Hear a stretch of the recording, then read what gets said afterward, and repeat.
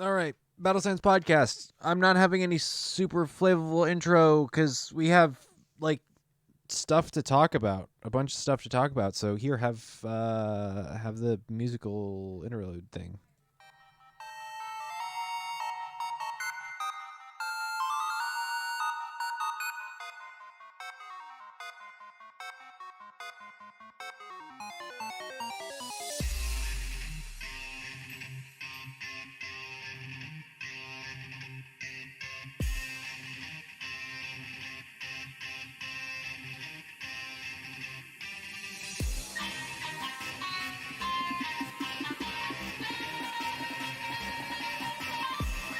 Oh, goodness. It's a Battle Science podcast for November.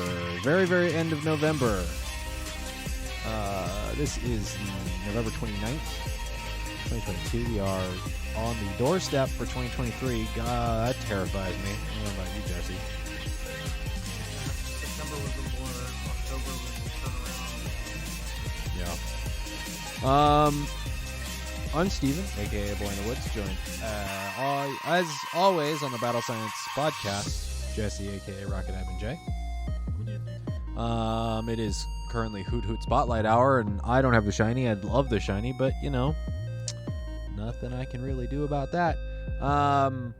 We have a bunch of updates since we are right on the precipice of the new season that starts at the beginning of December. In this case, it is the season of wishes. Is that what it's called? I don't remember. Mythical Wishes. Mythical Wishes. A little on the nose, but okay. All right. Before we jump into all of these new updates, I'm going to go over our Patreon podcast producers for the month of November. You can join the ranks of the Patreon podcast producers by going over to patreon.com/battlescience and backing us at the $5 tier or more. That is $5 a month to help fund us keep the podcast up, as well as help us acquire any new gear or potential travel expenses for running tournament streams or other such things for Pokemon Go PvP. The triple Ps for the month of November: Dolphin93, James, a.k.a. Jimmy Bo, a.k.a. Jim is him, Winston the Champ, Evo Stevo, Jamar, and Dan P, a.k.a. Sorov. Thank you to you wonderful Patreon podcast producers for the month of November.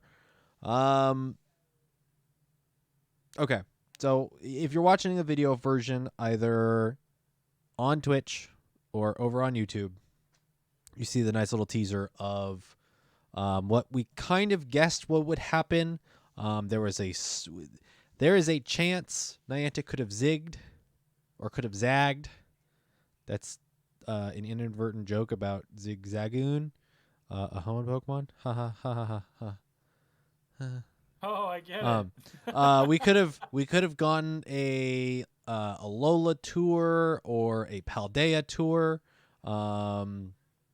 or a Hisui tour or something, to more correlate with the previous season or previous seasons, all being related to Alola, or to the more recent mainline game releases. But we're going in chronological order so far. So we are getting the Generation 3 region, the Hoenn region, for this next Go Tour and season theme. So Introduce Hoenn Trumpets Intensifies meme. If you haven't listened to, go listen to literally the opening song from Ruby and Sapphire or Emerald, and it's full of like 16-bit horns, and it's wonderful. Or is it 30? Maybe it's 32-bit by the time they get to the Game Boy Advance. I don't know entirely. Correct me, but respectfully, please. Yeah, so we're gonna get some lead up stuff. Also, heading into winter, so we're gonna get some winter themed stuff. We'll get into that. For the month of December,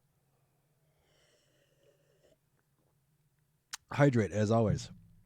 Mega raids, December 1st through December 8th, Mega Abomasnow, December 8th through December 15th, Mega Aggron, and December 15th through January 1st, we get the debut of Mega Galele. That's a Ice Steel, if I remember correctly. I think it's just ice. No, it's Ice Dark. It's Ice Dark? Oh, that's right. I knew it had an interesting type combo. Who's inviting me to a raid? Why are you... No. I'm not doing a Drifloon raid. I'm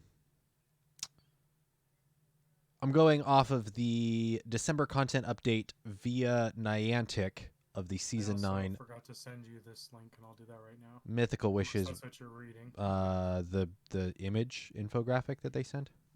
Oh, no, not that. Okay, what are you sending me? It's their post. Oh, it's their blog post? Video. Oh, if I miss something, just let me know. Okay. I'm going to get to this next point last because I'm confused there. Raid hours, December 7th, Virizion, December 14th, Terrakion, December 21st, Cobalion, December 28th, Kyurem, all of which have the chance to be shiny. 5-star raids, corresponding with the raid hours, Virizion from December 1st to December 8th. December 8th to December 15th is Terrakion. December 15th through December 23rd is Cobalion, and December 23rd through January 1st is Kyurem. All shiny eligible. I believe Virizion, Terrakion, and Cobalion, didn't they get something pretty decent?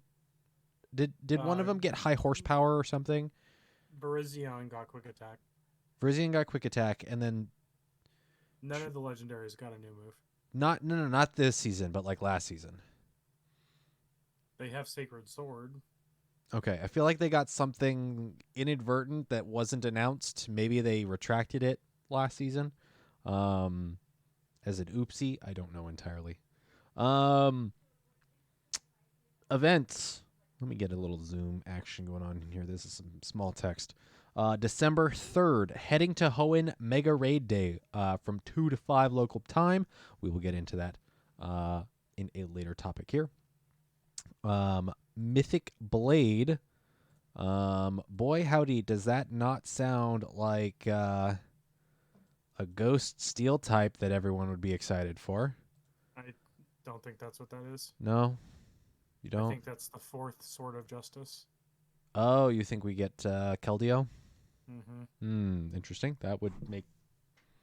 Well, maybe. I don't know. December 10th, Elite Raids from 11... or Elite Raids at 11, 2, and 5 p.m. local time. That is during the Mythic Blade event. December 10th through December 11th, Something Extraordinary Keldeo Special Research. That's interesting. Actually, no, that confirms that it's Keldeo. So way to go. They legitimately say Something Extraordinary Keldeo Special Research. So Keldeo is some sort of mythic that you get from a research line or something. Maybe you don't. Maybe you just get introduced to Keldeo. The Swords of Justice were part of Black and White. A part of the games that I just didn't play. So I have no idea sort of some of the goings-ons there, other than they're themed after, I believe, the Three Musketeers, which is an interesting concept. December 17th and 18th is the December Community Days, plural, from 2 p.m. to 5 p.m. local time, I imagine each day, but we'll probably get some crossover and some in-between stuff happening, so set a reminder on your calendar for December 17th and 18th. December 15th through December 23rd, Winter Holiday Part 1. December 23rd through December 31st, Winter Holiday Part 2. I imagine it's going to operate similar to the previous Winter Holiday events, as well as the Halloween event. December 24th through December 25th, Winter Wonderland. So more overlap of events going on. So what I think that is the map adjustment like we saw for Halloween. Winter Wonderland is going to be the there might be additional adjustment there, but I imagine the winter holiday is probably already going to get like we'll get a snowy biome for the entire duration. That's 2 weeks, 2 full weeks between December 15th and December 31st of winter holiday. So I imagine they can have some fun with that one. So if you were a fan of the Halloween map adjustments, anticipate some more fun visuals there. And then December 24th, Christmas Eve. Okay. Sure, I guess, guys. Hisuian Avalugg Raid Day from 2 p.m. to 5 p.m. local time. Because just put it on one of the biggest holidays of the year when people are doing other things. Arguably the biggest holiday, because not only is Christmas celebrated by a ton of people, but also other holidays that overlap with Christmas if you don't particularly celebrate Christmas. So, yeah, it's like having a raid day on New Year's Eve. Don't. At 9 p.m. Yep. All right. Okay.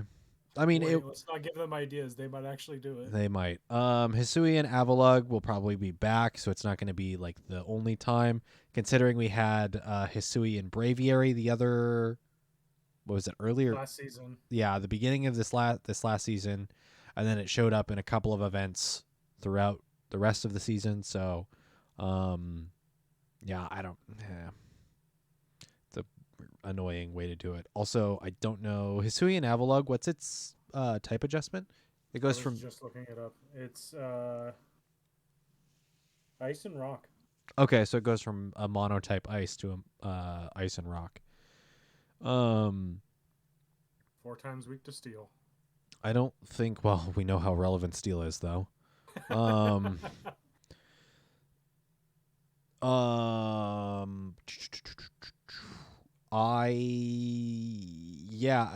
cares? Maybe that's your Metagross. Go farm it. Maybe that's exactly what they think is like. Who cares? We've got to put it out at some point. We'll put it out with a little bit of pomp and circumstance, but generally speaking, it's not going to move the needle on anything. So who cares? Spotlight hours, December 6th, Wooper. 2 times Stardust for catching Pokemon. Boy, howdy, would it be cool if after Wooper Spotlight Hour they did Paldean Wooper release. That would be sick. They did it at the same time. Or they did it at the same time. Holy cow. Even if they didn't allow it to evolve until later, like they did with Hisuian Voltorb. December 13th, Spheal. Fun note on that one. That's right before Community Day weekend. December 13th. Walrein, that Community Day was January. Okay, so that was Wait. I was gonna mention Spheal already had a Community Day, but then it's also the Tuesday before the Community Day rerun weekend. Yep. Double Y. I mean, I know it's relevant PvP wise, but just because you put Spheal out as far as a spotlight hour doesn't mean that you can get the Shadow, which is arguably more relevant. That's how it is every time they do these. They don't put out the Shadow with the events. I don't. Because FOMO. It's not FOMO. It just doesn't make sense. I mean, whatever. I'm not gonna try and. I'm gonna try to stop myself from having it make sense, because it won't. Someone somewhere is considering it, and maybe they have a reason. Someone somewhere. December 20th, Bergmite, the base form of Avalugg, which makes sense that in 4 days after that, Hisuian Avalugg raid day. We probably won't see a split evolution. I imagine it will be like the Alolan forms, where you will be able to evolve them at particular points in time. we'll probably get a very similar concept when we get to some of the Galar evolutions too. I'm trying to think, does Paldea have any? Paldea has some brand new evolutions, but it doesn't have any Paldean form evolutions. Like depends if you want spoilers or not. Like coughing to Galarian wheezing. I mean, Dunsparce. No, but Dunsparce doesn't already evolve. That's what I would consider a brand new evolution, which they would probably just put in the game. But if it has a split evolution between its original second evolution and a Paldean form, I mean, there's the new concept. I forget what it's called. The prehistoric or future form. The paradox. That's, I guess, maybe the only times. But even then, I don't think I'm not all the way through Scarlet and Violet. I don't know if you can evolve their base forms into those forms. I think you can only find those forms in the wild in particular areas. So, I don't know. Weird, interesting concepts, but like implementation as far as Pokemon Go is, who knows? We're years away from that, unfortunately. Yep. Though I very much like some of the new stuff in this game, though. December 27th, Cubchoo, 2 times candy for transferring candy or transferring Pokemon. So the only one that doesn't have the shiny available is Bergmite on December 20th. Okay, the one thing I skipped over, because I'm confused, and they're changing some things up, are research breakthrough. Complete field research to unlock research breakthrough encounters with one of the following Pokemon: Galarian Mr. Mime, Delibird, Bagon, Dino, Furfrou, Goomy. It starts on December 1st and ends on March 1st. So, here's my question. You randomly roll one of 6 Pokemon approximately every week for 4 months. For 3 months. 3 months. So 4 times 3, that's 12. So you get 12 of these. Now there's 6.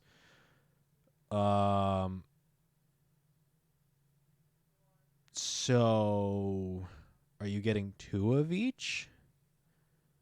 Is it random roll? But it's then random. You could literally get. So you could get 6 Goomy. Well, so here's my problem with it. We just had Dino Community Day. We've had a Bagon Community Day in the past.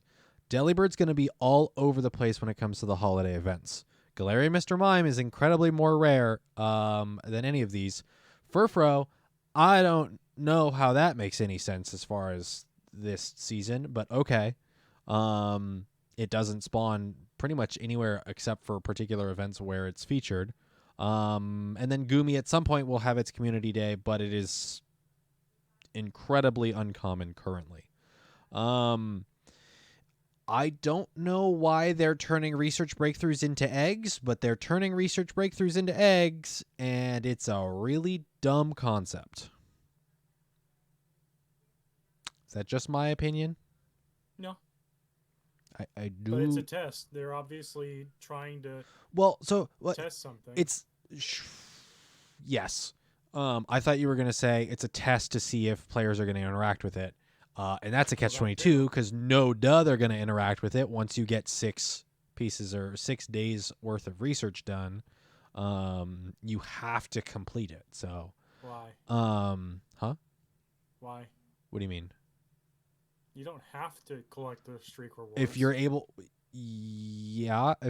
If you want to continue to do research, it locks you out of claiming rewards from stop research. You're right. Unless you claim it. So it's a forced interaction. Right. That they're testing. Yeah, I don't.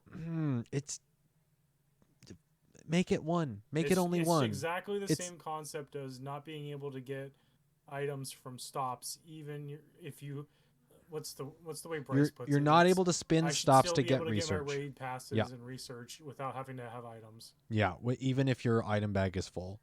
You shouldn't have to micromanage that to be able to get research and to get, a daily raid pass or an event free raid pass. That I can understand. It's devaluing research breakthroughs, and again, it's one of those things of like it's just not going to make sense to me. Someone somewhere has an idea as far as what has a goal in mind for these changes, and maybe at some point we will find out what it is in a developer in a blog post or something. And maybe it's in the blog post for the update for this season that I just haven't read yet. So maybe it's there. Not. It's not. I confuses me. I mean, I can understand having the research breakthroughs, removing the legendary Pokemon from the research breakthroughs. That I can understand, because at some point that doesn't become sustainable. You then start putting legendary Pokemon at lower and lower levels. That really chunks with the lower tiers of PvP. Most specifically Great League, but it can play funky stuff with Ultra League. But generally speaking, most legendaries are already at or below Ultra League level. Hydrate. Hold on. I'm talking a lot, ranting. So a couple of the things that weren't a part of this announcement that you didn't show. Uh-huh. New features coming to Pokemon Go. XXS and XXL Pokemon are coming. Trainers have found that few Pokemon may appear in previously undiscovered sizes.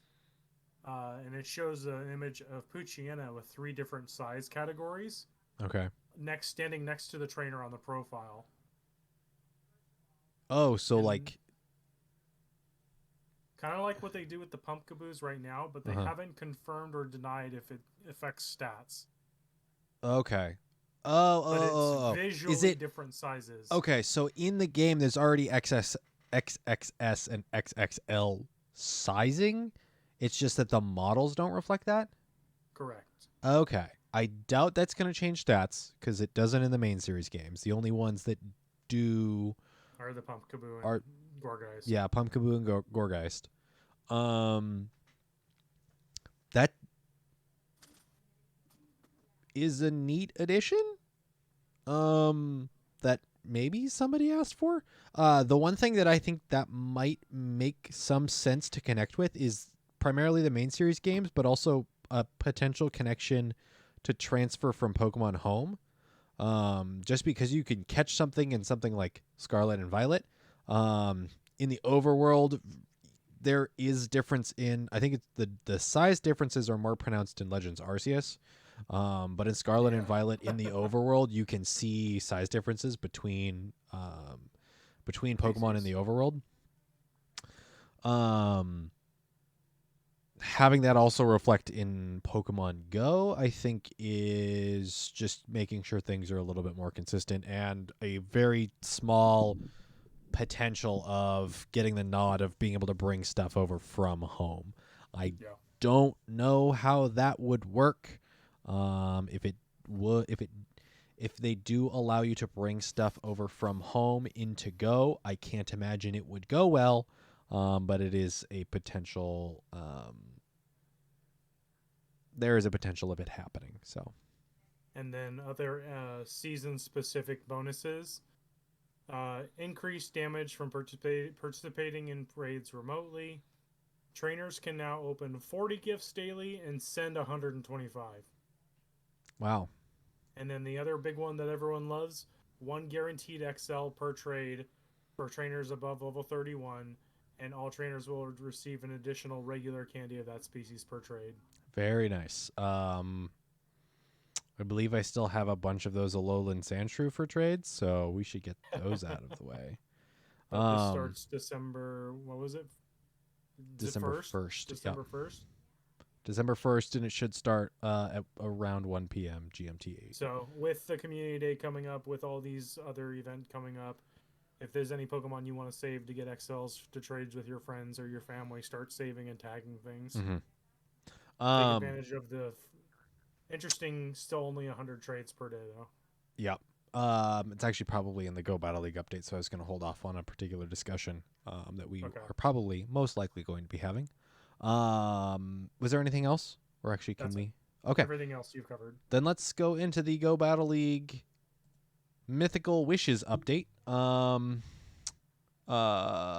Unfortunately, I did not make it to rank 19 to get the end of season rewards for what is it?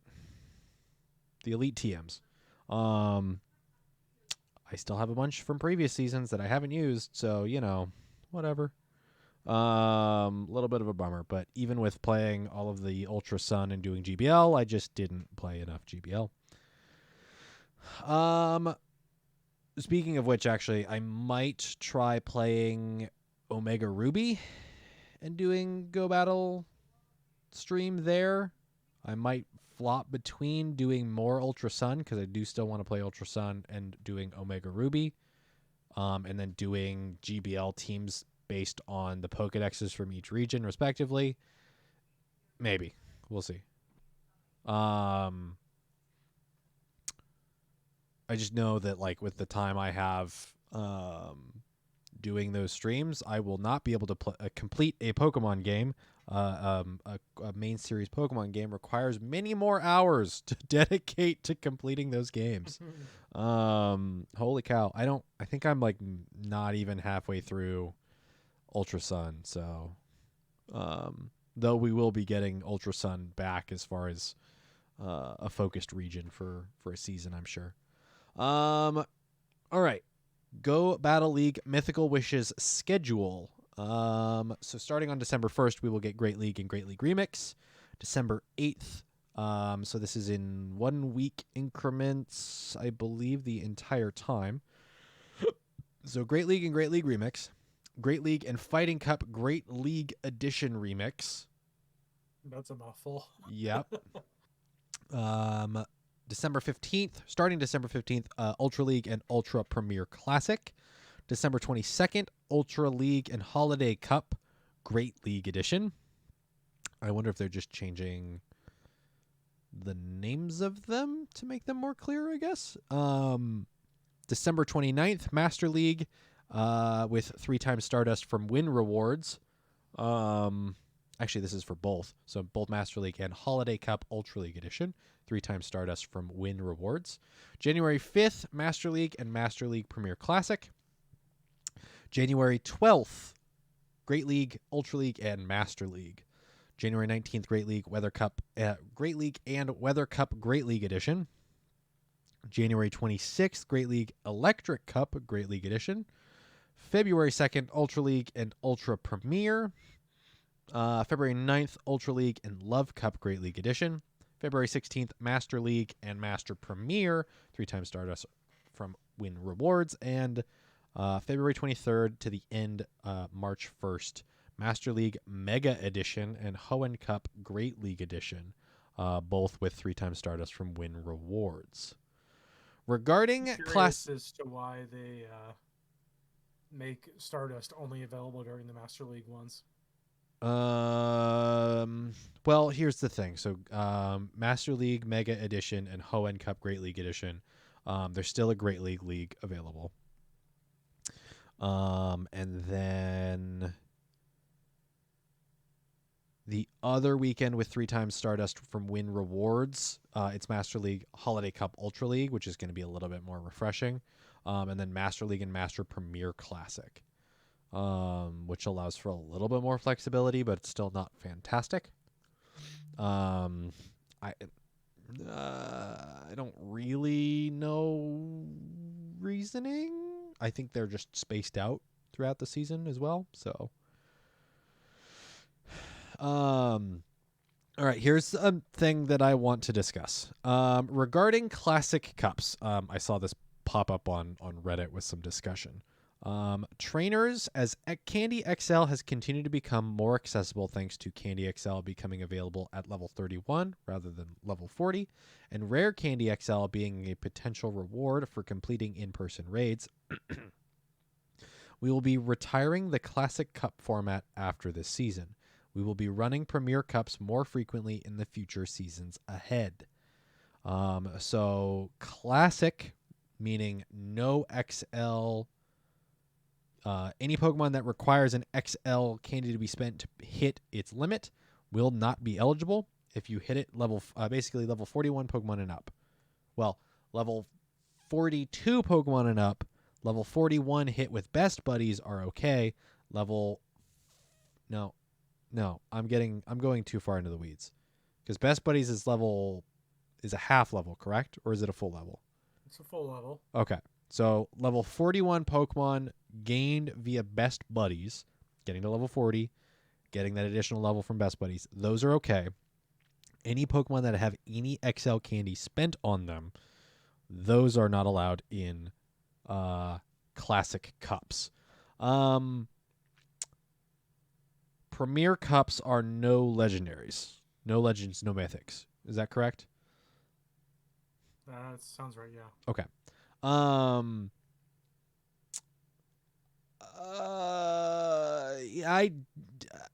don't know. I'm not quite the right person to have a problem with this, considering I don't usually play those leagues anyway, and I don't play a ton of GBL to begin with, just because I don't find that form of competition generally entertaining. But I think this is a bit of a failure on it. It was bound to happen, but I don't think I agree that it is needing to happen or needing to happen this early. The level 31 barrier to entry for Candy XL started this past season, I believe. So it started, let's see, we're going into, it would have been September, October, November. So yeah, beginning of September, level 31 trainers and higher would have been able to get XL Candy. That only gives you about, let's see, the last of the Classic leagues is middle of January. So that gives you 4.5 months. 4.5 months of hopefully you have enough XL candy from the most relevant Pokemon. Oh, also legendaries that don't cycle through all the time. And you also have to spend a lot of money to do all of those legendaries because not a whole lot of XL candies drop from that. And you'll need to be purchasing raid passes, etc. And spending time doing those raids because they're not exactly the fastest activity. And making sure they don't run so that you can get all of the candy. And I'm going too far. I don't like it. This hurts.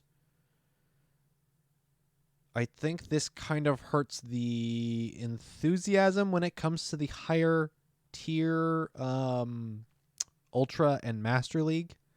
It hurts the enthusiasm to play those because there are the people that do spend all of the money and do spend all of the time and they grind.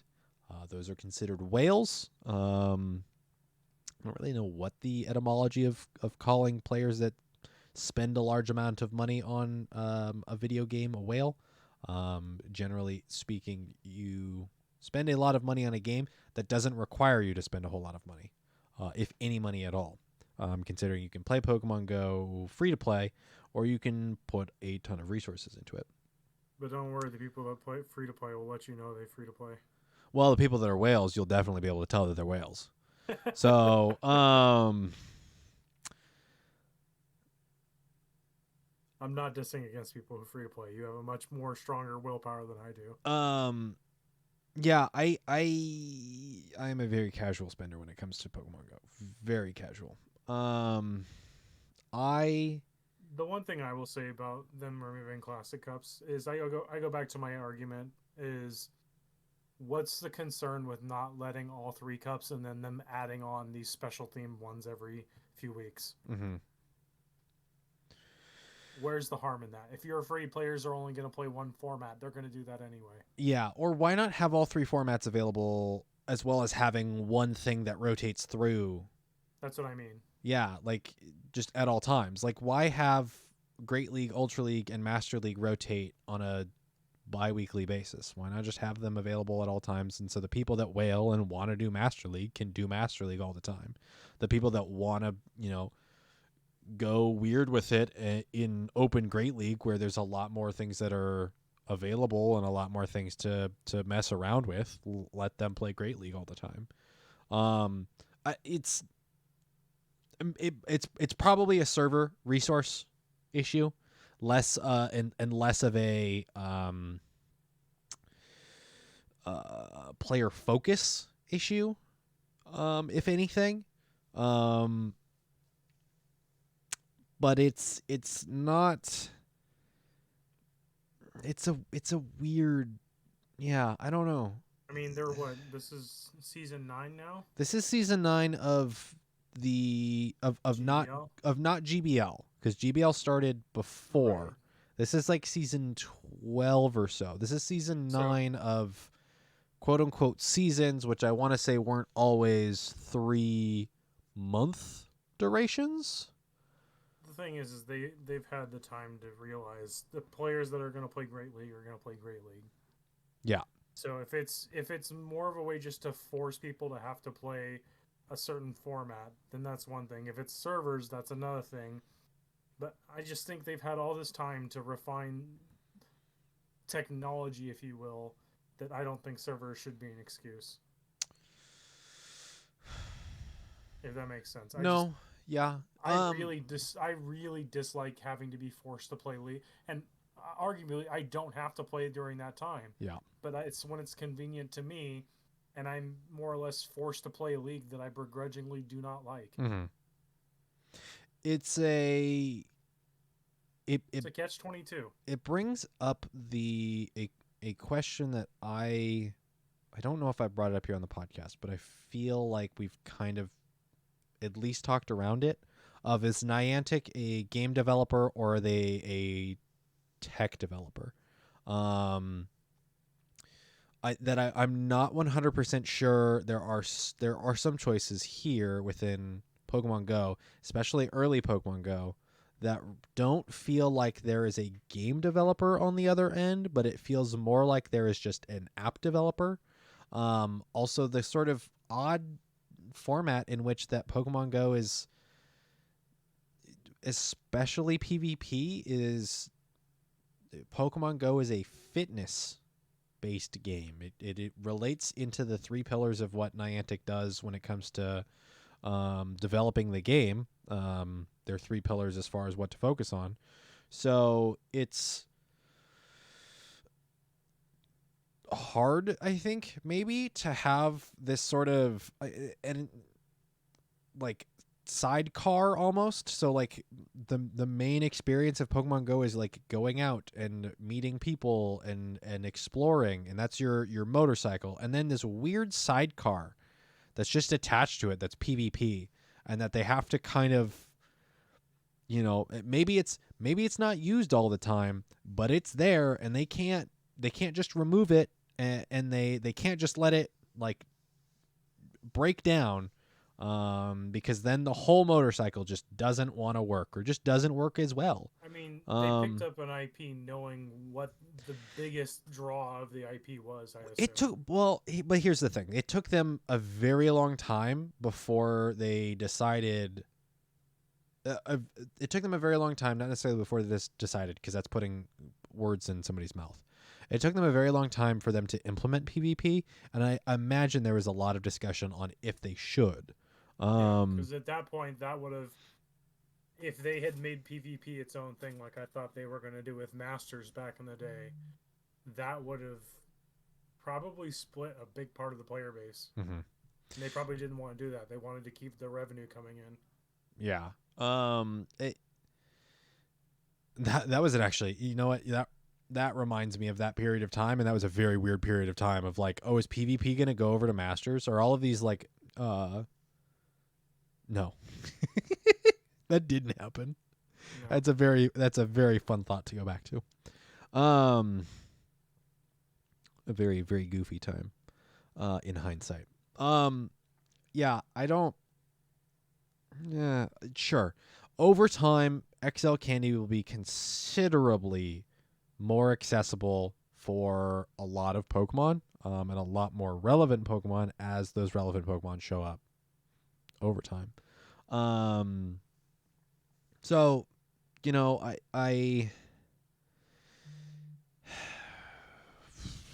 understand that at some point we have to get there. I just don't think it needed to be this We're not early. there yet. Yeah, I don't think you're quite there yet. But whatever. Mythical Wishes Go Battle Days. Excuse me. Saturday, January 14th. 4 times Stardust from Win Rewards. The maximum number of sets you can play per day will be increased from 5 to 20 for a total of 100 battles. Timed research. Timed research focused on battling will be available for the whole weekend. This is starting on Saturday, January 14th, and through Sunday, January 15th. So you can do 200 battles over the weekend. 200 or 100 battles per day for 200 battles over the weekend. Completing the research earns XP rare candy rings inspired by Steven Stone from Ruby and Sapphire. Trainers who have already received the avatar item from the rank 20 rewards will not receive another. And an elite charge TM. Active leagues, Great League, Ultra League, and Master League will all be available. Also, Sunday, February 12th from 12 a.m. to 11:59 p.m. local time. My favorite day of this season, probably. Go Battle Day Vulpix. Enjoy a Go Battle Day featuring the Fox Pokemon Vulpix. 4 times Stardust from Win Rewards. The maximum number of sets you can play will be increased to a total number of 100 battles. Feature Pokemon Vulpix available from 11 a.m. to 2 p.m. local time. Vulpix will be guaranteed to appear as a reward encounter. All Win rewards from the premium track will be reward encounters. You'll have an increased chance of encountering shiny Vulpix. By the way, fingers crossed it's better than the Miltank feature because from what I remember, the Miltank featured spawns were not always featured and also really bugged. So, fingers crossed. Timed research will be available on that day. XP, rare candy, a Vulpix encounter, and elite charge TM. So complete the two Go Battle Day timed researches, and you can get an elite charge TM or 2 elite charge TMs. Also, evolve Vulpix to get a Ninetales that knows the fast attack Ember. This is the first time, technically the second time, this will be available without using an elite TM. To my knowledge, All those people that copied Cindy and now they're going to get it out for free. Kind of, sort of, yeah. But you also have to have a Vulpix that you want to use for those leagues. By the way, I hoard Vulpix. I'm fine. Well, you say that until you realize they're probably not going to put Vulpix back as a rocket Pokemon. I already have Shadows. Don't worry about it. Oh, there you go. But those of us that don't, Oof. I'm sorry. Again, I hoard Vulpix. How much box space is Vulpix? It's a chunk. It's not a huge amount. I think I still have more Pikachu. Same as your rare candy? No, I think I still have more Eevee and Pikachu that I just need to commit to like removing from my box to clear out space. Vulpix I've tried to be pretty lean on.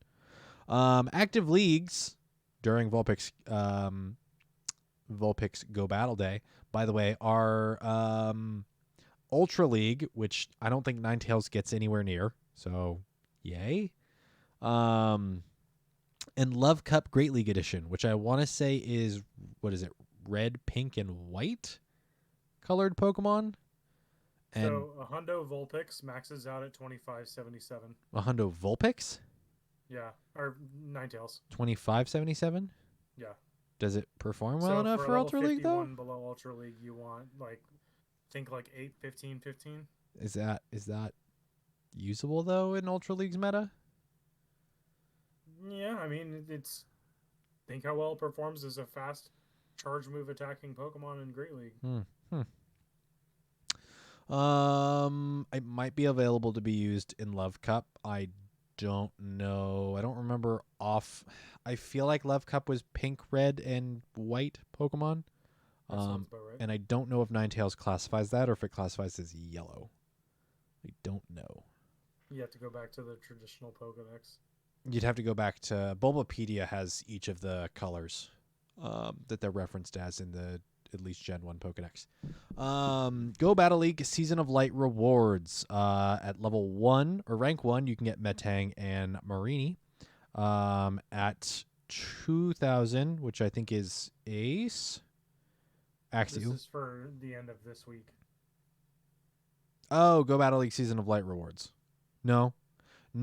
This particular article has a lot of issues. It has a lot of grammatical errors. So this article says Go Battle League Season of Light rewards. This is actually for Mystic. This is for Mystic Wishes or Mythical Wishes. We will get to that. We will get to more of those here shortly. So at 2,000 ELO, Axew, 2,500 Noibat, 2,750 Gumi, and at 3,000 Pikachu Libre. I say it every season, and I'm really not going to go into it any further. They said Pikachu Libre would be adjusted at some point. They still haven't. Yes, I will die a hideous and gory death on this hill, impaled by many spears. At some point, Pikachu Libre will leave this tier. When that will be, I will probably be done playing Pokemon or potentially in the ground. Oof. Yeah. Come on, guys. Seriously. Just say it's never going to leave this tier. I'm not going through all of the standard encounters because there's too many of them. There's a lot of them. We're not going to worry about it. Go Battle League Timed Research Pass for our most dedicated battlers. A pass to access battle-themed timed research will be available in the in-game shop at no cost once Go Battle League Season of Light. Season of Mythical Wishes begins. That's issue number 2. Speaking of which, though, I have my own Go Battle League Timed Research. Okay.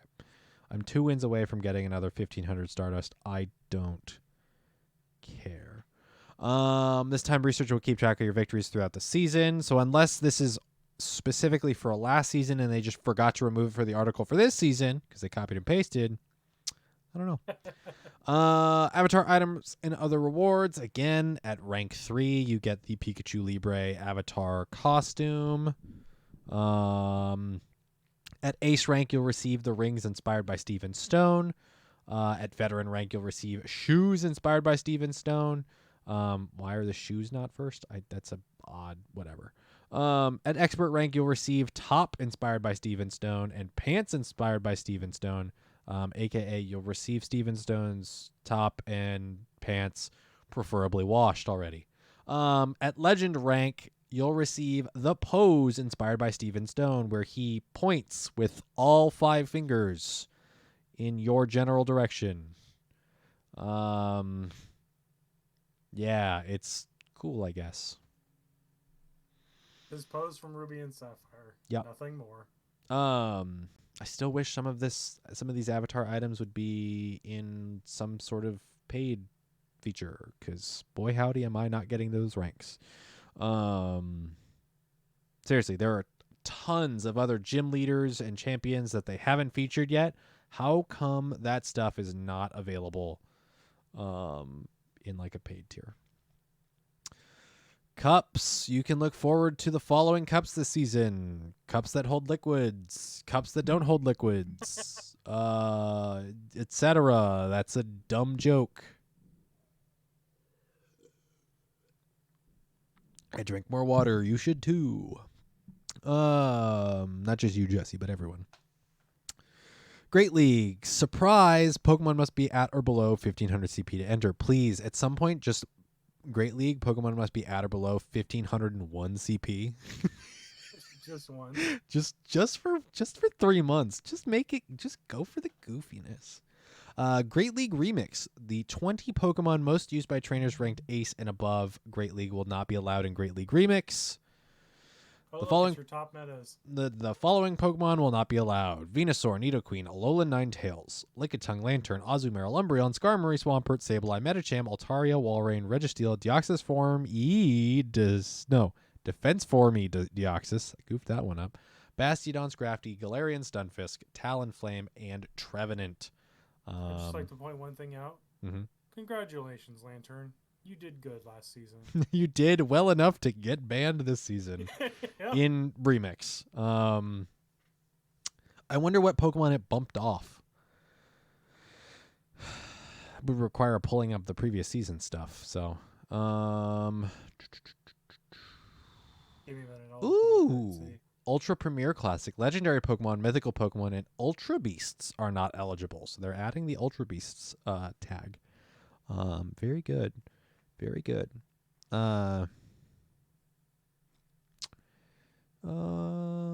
Fighting Cup Great League Edition. Oh, are you ready for? Oh, they fixed it. Fighting Cup Great League Edition at one point had Skorupi, which didn't make any sense, but it was there. It was a ban.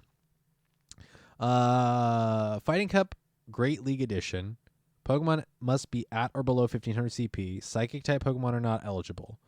Fighting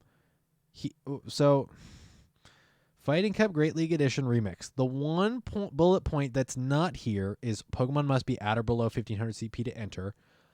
Bullet point fighting type Pokemon, only fighting type Pokemon are allowed, and then the third bullet point of psychic type Pokemon are not eligible, as well as the following bans: Hakamo-o, Komomo-o, Buzzswole, and Sneasler, because they're just too darn good.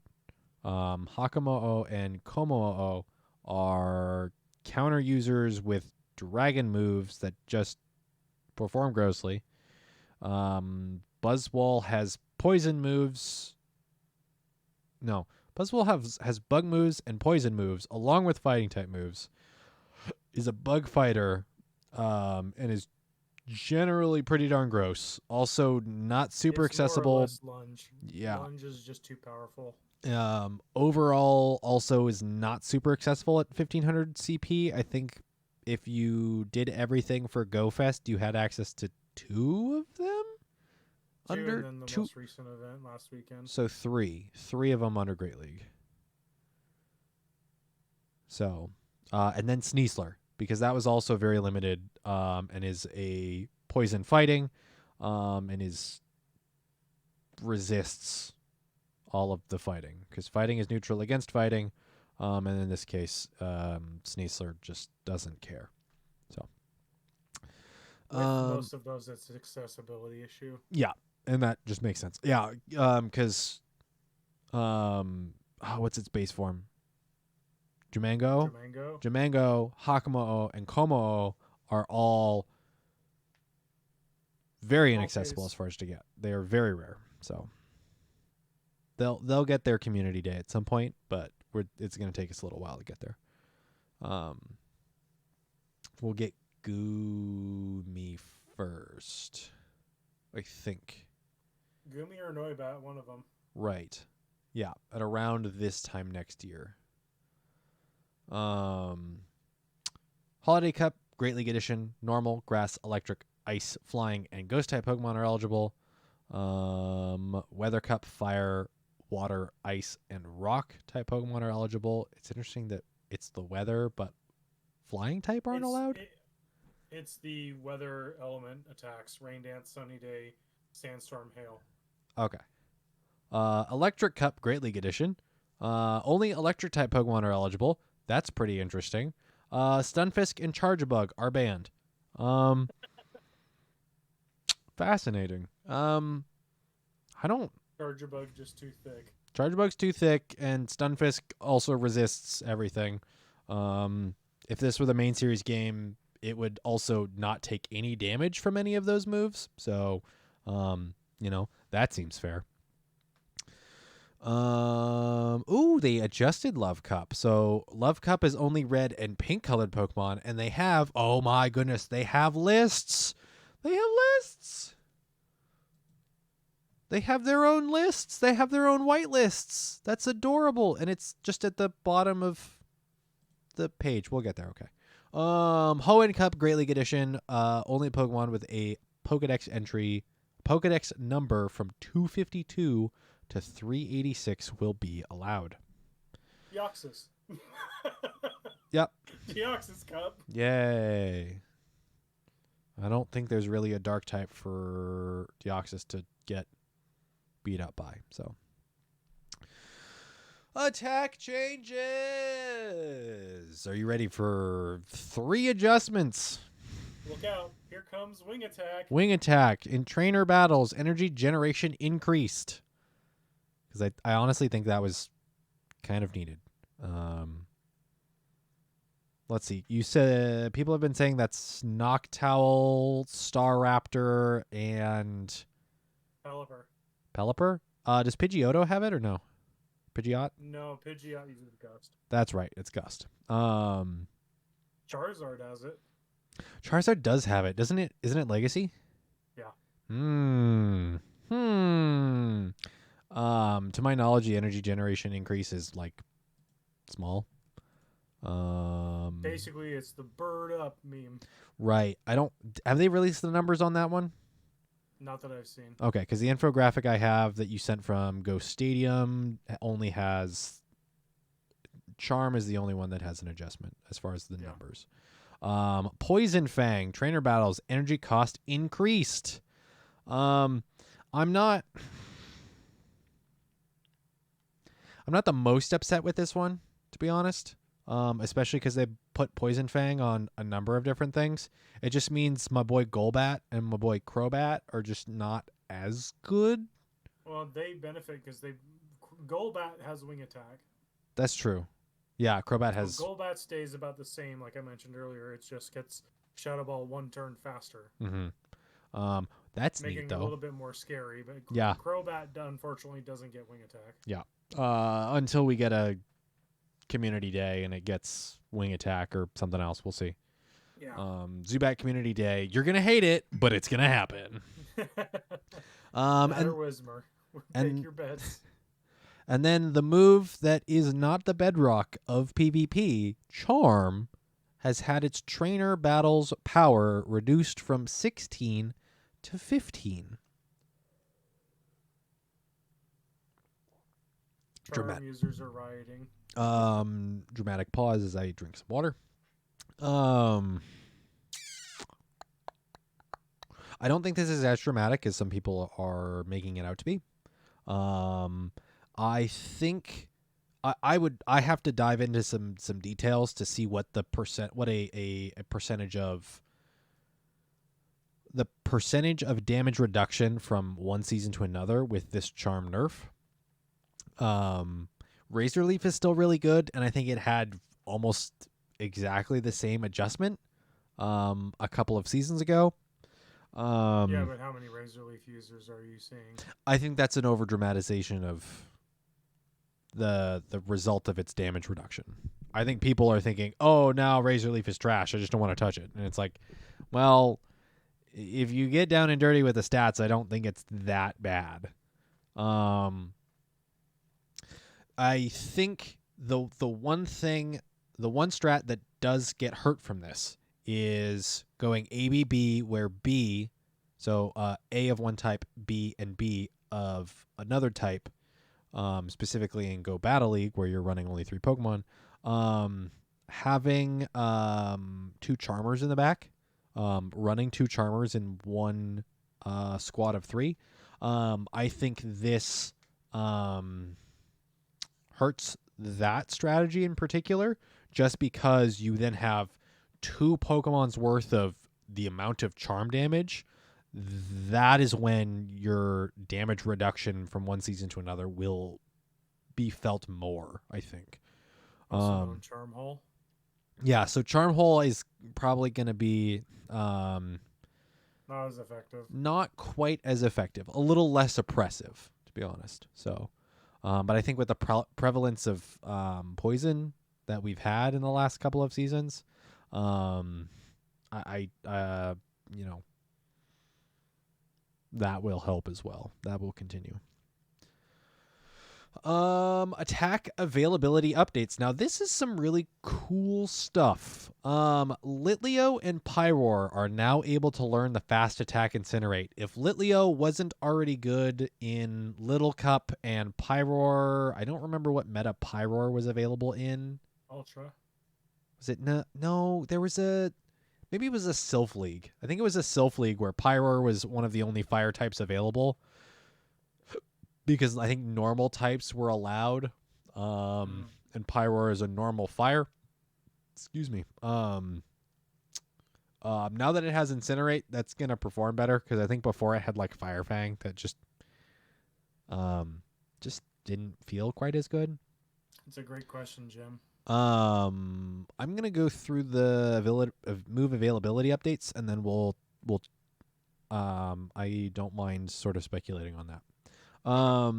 Sudowoodo, Aggron, Tyrantrum, and Aurorus can all learn Meteor Beam. Meteor Beam was the Community Day move for which one? Gigalith. That's a nuke move, I believe. Yep. Sudowoodo with counter can probably get to it a little bit more reasonable. And Aurorus, I think, has powdered snow, so that's pretty awesome. I don't think this really moves the needle on Aggron, though it does give it a little bit more flexibility. And Tyrantrum's also a Stone Edge with a chance of a debuff in competitive. Does Meteor Beam have a debuff? Yeah. Ooh, all right, spicy. I like it. And then I just don't know if Tyrantrum really overall performs as a rock dragon.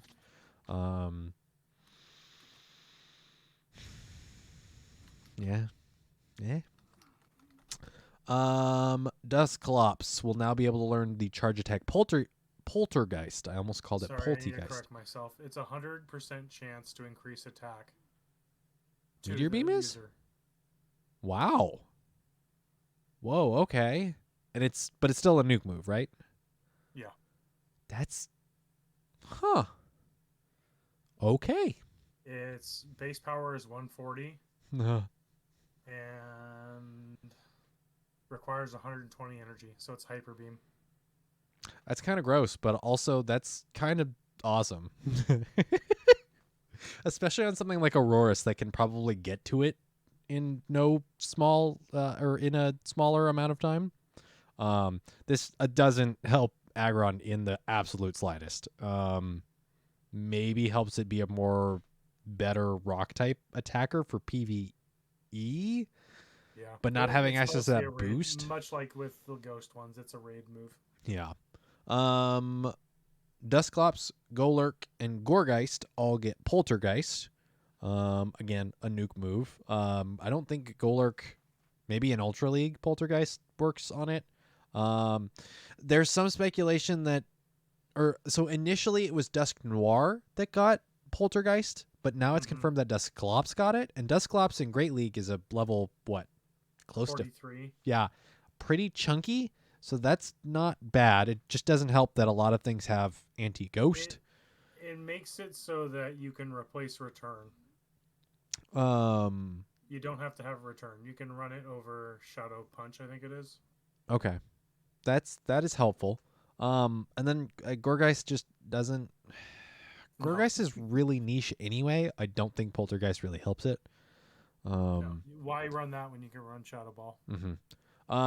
This next one, I think, is where I get really interested. Galarian Rapidash, Piloswine, and Mamoswine can now all learn the charge attack high horsepower. Now, I don't know if I got to talk about it on a regular Battle Science podcast, but I did talk about it in the Battle Science After Dark podcast. I didn't get to play any of Teddy Ursa Community Day, so I have no experience with high horsepower whatsoever. Does it boost stats? Nope. No? Okay. It's just it's 110 base damage for 100 energy. So it's just a pretty solid, pretty It's 10 more power than an earthquake for 10 more energy. okay. Um, that Or adds. no, it's the same energy. Oh, ooh. Um, Let me check. Let me make sure. okay. That adds some good anti-steal on Galarian Rapidash. That is some nice. That's nice coverage. I think Galarian Rapidash already had a pretty decent moveset, especially with getting Fairy Wind last season. Okay, So so it's a faster earthquake. okay, Earthquake is 140 for 120. okay. Um, Piloswine and Mamoswine giving it. I don't. Did Piloswine or Mamoswine have Earthquake? No, they don't. They They don't have even have. bulldoze. That's right. So this is more This power is for their them. earthquake. Yeah, this is more power for them, which I think is good. I don't know. Mamoswine specifically because it needed it in Master League to deal with Dialga and stuff. Galarian Weezing and Ampharos can now learn the charge attack Brutal Swing. This is great.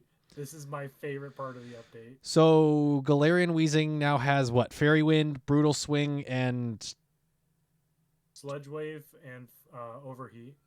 oh, it's so wild. And Play Rough. So with Overheat, it can deal with steals that absolutely wall it. Oh wow. This is what I was talking about. Galarian Weezing just all of a sudden became very relevant. That's ridiculous. This is awesome. Way to go, And Galarian combined with Weezing. Fairy Wind. From having 0 to tackle, hero. from having tackle and like nothing else, from being just terrible to having maybe I don't want to say one of the best movesets, but from having that to having a really fun moveset. Way to go, Galarian Weezing. There, I'm gonna send to you on Discord. And then Ampharos. Move list. Ampharos with Brutal Swing is it's interesting. You can now have an Ultra Spammer with Thunder Punch and Brutal Swing. Yeah, I mean Brutal Swing is a faster move, so that's an interesting. I don't know what the Dark is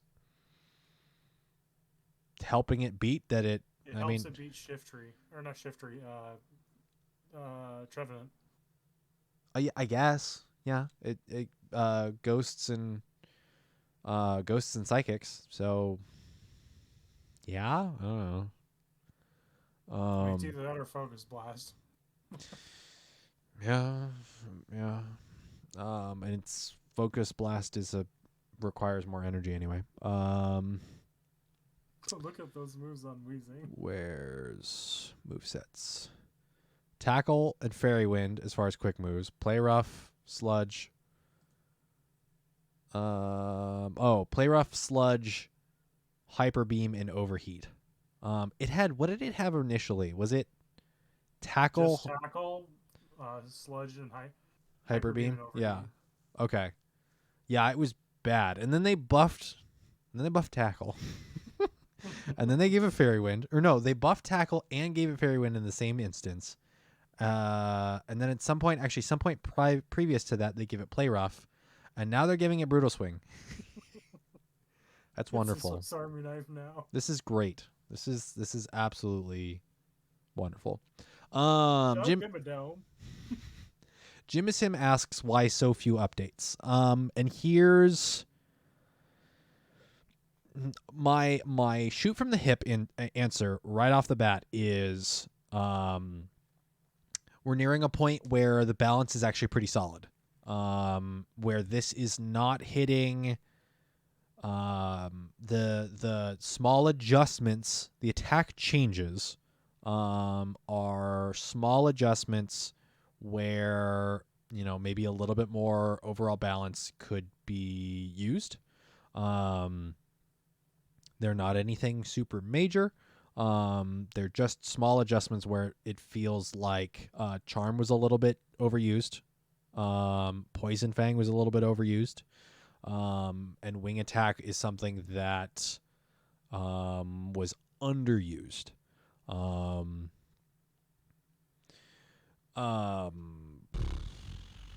The attack availability updates also small, I think, just because you don't want to do too much. Because if you end up doing there's definitely a balance between doing nothing and doing too much, where if you do too much, your issues with the overall balance of the game can get lost in the sauce. That's a good term. So nothing new as far as moves, sure, but I think the problem that we're running into currently, and the problem comparing Pokemon Go to the main series games, is there's a lot of Pokemon in Pokemon Go that can learn moves that are in Pokemon Go that they just can't learn currently. Trying to think of an example. And that's their gate to make them relevant, is to then slowly introduce over time events that make you want to play those. Well, that's a side effect. But I think it's finding the balance overall and trying not to it's setting the table with the fine china gently and over time, rather than forcefully moving it to the position you want and over forcing it and breaking things. To continue to use analogies that maybe I don't need to. Again, if you do too much in one period of time, the problem is if things go into chaos, it can be very difficult to find out, okay, where is the actual problem? That's something with experience design, in general design overarching, is that and especially trying to get feedback from people that aren't necessarily experienced with what's going on in their surroundings. They don't know the details. They don't know the decisions as far as what's going on. That if you say you're an artist and you show somebody a photo or a painting that you do of, say, the human figure, to go back to my college experience. If I did a human life drawing and I showed it to somebody might just say, a general layman might say, I don't like it, something seems off, or it's not realistic enough. Now, somebody that's, if boiled all the way down, you could just have a bunch of people that just say, I don't like it. It looks weird. Now, that's not helpful, but there is some helpful there. The issue with that, drawing might just be that your proportions are off, or that depending on how your figure is, one leg might have been drawn slightly larger than the other or slightly longer than the other, to where your human brain says that doesn't seem right, but you don't have quite the same knowledge and articulation to be able to say, no, this is the problem. You just need to change the sizing and foreshortening of how this works. If you do too much, if you do too much, it then becomes, I don't like Go Battle League anymore. I don't, whatever. I don't want to play it. It feels weird. Whereas realistically, it could just be, or it feels like, oh, poisons are in previous seasons. Poisons are too powered. I see poisons all the time. Poisons are too strong. Well, maybe it's just that steals aren't there to help counter them. And not necessarily that we need to nerf poisons, but we need to buff the things that are super effective against poisons. Or maybe we do just legitimately need to nerf poison. There's just a lot of moving pieces here, and doing small adjustments here and there are going to yield better results for future adjustments than doing wide sweeping changes to everything. They probably already have a list of things of, okay, we also want to tweak these and we want to add these for future releases, but they have to work in increments here. So Pidgey will become an issue again. It will get to Feather Dance sooner now than before their debuff. Yes, but what coverage does Pidgey have or Pidgeot have that or is it Pidgeotto? What Pidgeot. what coverage does Pidgeot have to be used over, say, something like Noctowl? And I was wrong. It does have Legacy Wing Attack. Pidgeot does. I, also, it's what, the only thing with Feather Dance currently? That sounds right. They can just ban it because it's just one thing rather than an entire bird species Yeah, or it's the just entire Pidgeot. flying. I honestly think this will make Pelipper really good. I like the thought that Noctowl will become a lot more relevant because that it makes me smile with the thought that Jamar was basically he's the pioneer. Oh God, what's the phrase? I liked it before it was cool. Yeah. What was that? Not hippie. Hipster. He was the Noctowl hipster. He used it before it was cool. I like that idea. I also like the idea that Staraptor can get just ever so slightly better just because I really like Staraptor, even though its move pool is absolute butt cheeks. So, um, yeah, I mean, yeah, Pidgeot might be absolutely. I mean, there was the small period of time where Pidgeot was just disgusting, and we'll probably go back to that at some point. But, yeah, yeah, yeah.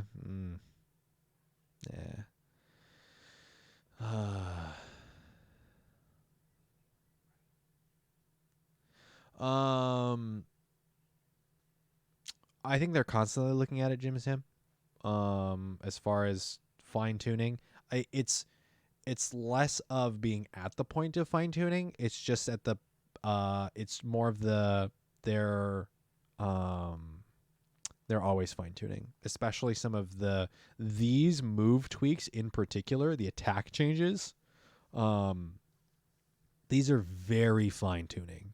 That we Yeah, these might not aren't see. beginning of season move reworks. Yeah, these aren't massive adjustments. This is Probably like um mid-season adjustments. this is pinpoint. The attack availability updates again.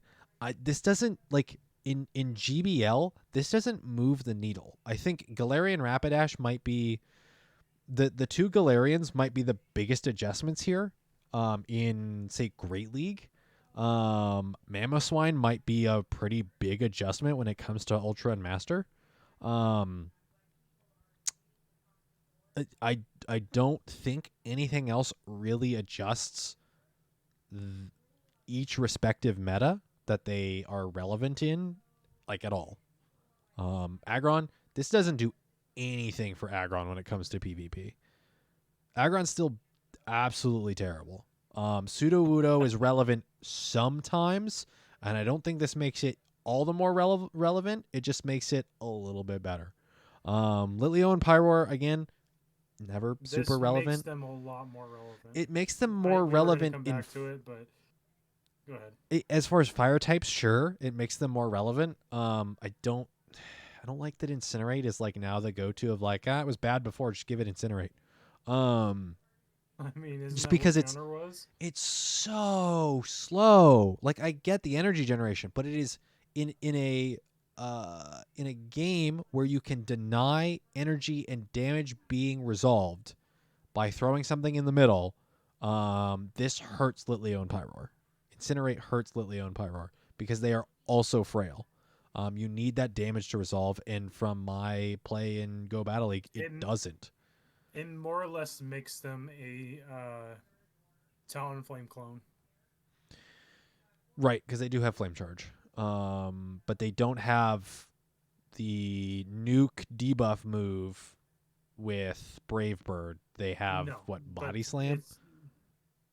they have flame charge, crunch, and flamethrower, I think.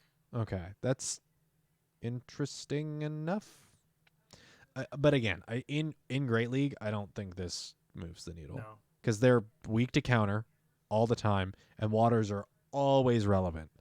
So Incinerate in Little Cup will be pretty funny. Um, um, I think again, the two Galarians I think are probably some of the bigger Great League adjustments. The 3 Ghost getting Poltergeist doesn't help anything.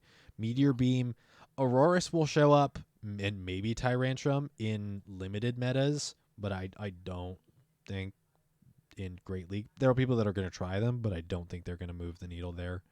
And It'd Ampharos, be like using a Alolan Marowak with Fire Blast. It's spicy, but just once. yeah, I love Ampharos. It's one of my favorite Pokemon. Brutus Wing's not going to get people to start using it. I mean, I use it anyway, so. I mean, and I'd love to use it more too. So yeah, for sure. But I have a Shadow Ampharos, so this is gonna be real fun.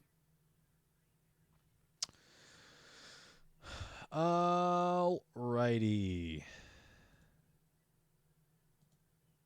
That is all we have for The season update for competitive. the season updates. So this coming weekend, I believe it's Saturday. We'll get into it. Mega Sceptile, Mega Blaziken, and Mega Swampert debuts are heading to Hoenn Mega Raid Day. A raid day inspired by the first partner Pokemon of Hoenn is coming to kick off the season and celebrate the announcement of Pokemon Go Tour Hoenn. We'll get to that here in a minute. Join us for heading to Hoenn Mega Raid Day. Quote, heading to Hoenn Mega Raid Day, end quote. That's a mouthful.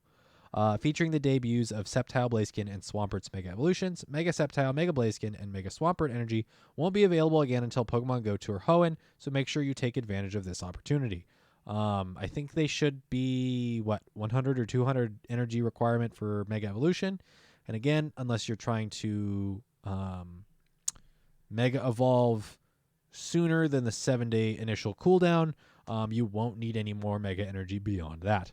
Remember that Mega update from the beginning of this current season.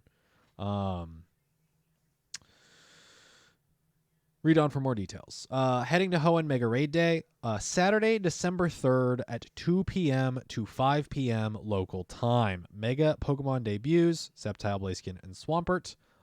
Remember, so Mega Sceptile is Grass Dragon. Blaziken is still Fire Fighting. And Swampert is still Water Ground. Let's see. Mega Sceptile is uber weak to Ice. Mega Blaziken, let's see. Your best bet there is probably just going to be Psychic, so have fun with Mewtwo's. Mewtwo's and Mega Alakazam to boost Psychics. And Mega Swampert, grass. There really isn't a super fantastic grass raid DPS. I've seen the meme. What?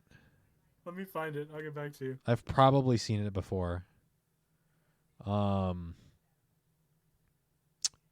I guess Virizion, but that hasn't been around for a while and also isn't super fantastic as far as you know what, wait to do Mega Swampert last, just raid a bunch of Mega Sceptile and use those. There you go. Oh yeah, Mega Swampert with one single Razor Leaf. Guess I'll die. Exactly. I was too good. I was expecting these to come out with Hoenn Tour. I appreciate that they're coming out ahead of time, but also we're just coming off of a raid day weekend. So back-to-back raid day weekends, I guess. They got to keep the money coming in. It's not end of the year yet. I guess so. You do get free passes, up to 5 additional free raid passes from spinning photo discs during the event. So I think that means 6. You have your 1 and then 5 additional. So you can do each twice. The season will see us revert the one extra free raid pass, isn't it? No, I mean, so you get 1 for the day, and then you Okay. get 5 additional for raid day. Okay.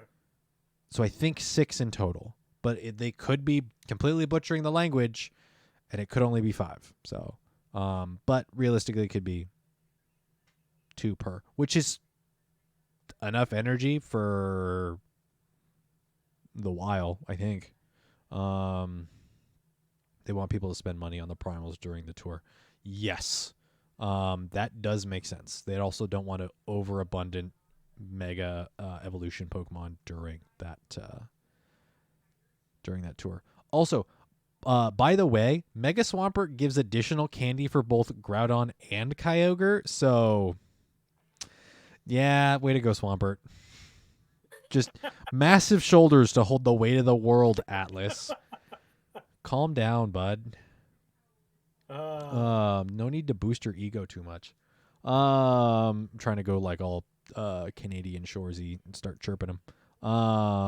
Will Primal be like a Mega Evo? That's They haven't said, but that's been our assumption this whole time. Mega or event bonuses. Sceptile caught during this event will know the charge attack Frenzy Plant. Swampert caught during this event will know the charge attack Hydro Cannon, and Blazing caught during this event will know the charge attack Blast Burn. I will be looking for Sceptile and Blaziken because I don't have the hundos of those two.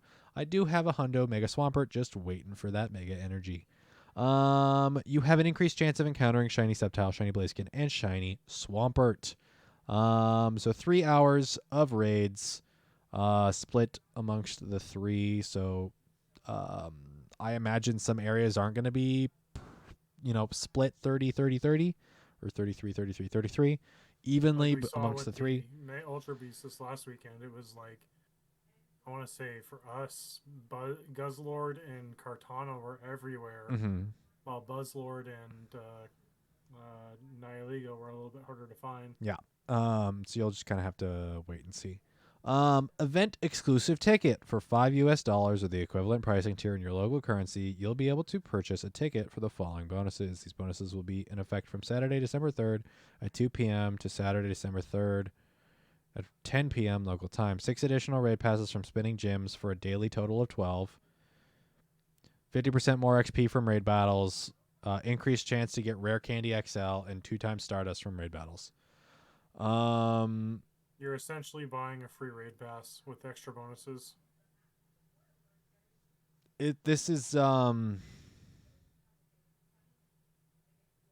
you're buying you're a dollar. You're buying 5 regular passes, getting 1 free plus bonus. Yeah. So dollar amount wise, sure, but you're still buying and supporting practice that like is basically pay to win because it's more XP and more rare candy XL. People are gonna go for it. I will probably hold off, just because I don't want to go absolutely ham. Now, if they keep these bonuses for the primals, I think that's a much better option. Yeah, because I think more people are going to be interested in doing those primals. Kyogre and Groudon are both Mon. I don't have the best of their types, and I don't have the hundos of either. So, yeah, I doubt we will. I doubt we'll see this for those. Yeah, I also have additional raid passes, so I'm not, itching to spend $5 and get more. So, yeah, I mean, mileage may vary. If that's something that you want or need to do, then go for it. But I don't like it. So, yep. All right. So, besides all those have had a community day, you should have enough XL. Mm-hmm. So, in this, it references Go Tour Hoenn. So, we'll talk about Go Tour Hoenn. Actually, before that, community days for this month or this season, December 17th and 18th is the community day rerun. Community day Saturday, January 7th. Mark your calendars. Saturday, January 21st. Community Day Classic. Community Day Classic, January 21st. So 2 community days. Wow. 2 community days in December, 2 community days in January, and 1 community day in February at the very beginning, February 5th. No idea what these community days are going to be. I'm going to click on February and see if they have any additional dates or anything. They do not. Additional dates or additional in-game events coming in December. Saturday, December 3rd, which is the Mega Raid Day. Saturday, December 10th to Sunday, December 11th. I think that was Keldio's event. Sounds right. Maybe. And then December 24th and 25th is one of the holiday events. So we will see more of that. Let's see. So, yep. Keldio was the 10th and 11th. Winter Wonderland. So there's Winter Holiday, which is the 2-week event. And then 2 days within that period is Winter Wonderland. One of those days is also Hisuian Avalugg Raid Day. So you have 3 things all overlapping at the same time. That's Christmas weekend. So boy howdy. Pokemon Go Tour Las Vegas. Go Tour Hoenn Las Vegas, pardon me. It comes to Nevada February 18th and 19th. Experience an exclusive 2-day Pokemon Go in-person event in Las Vegas. Of all of the places to go play Pokemon Go, sure. Actually, so I have it. It was years ago at this point. It was prior to COVID. But I have experience playing Pokemon Go in Las Vegas. If you get yourself a hotel room on the Strip, I don't know what they put in those buildings, but your GPS will go wild. You will walk distances that are not real. It will GPS drift like crazy.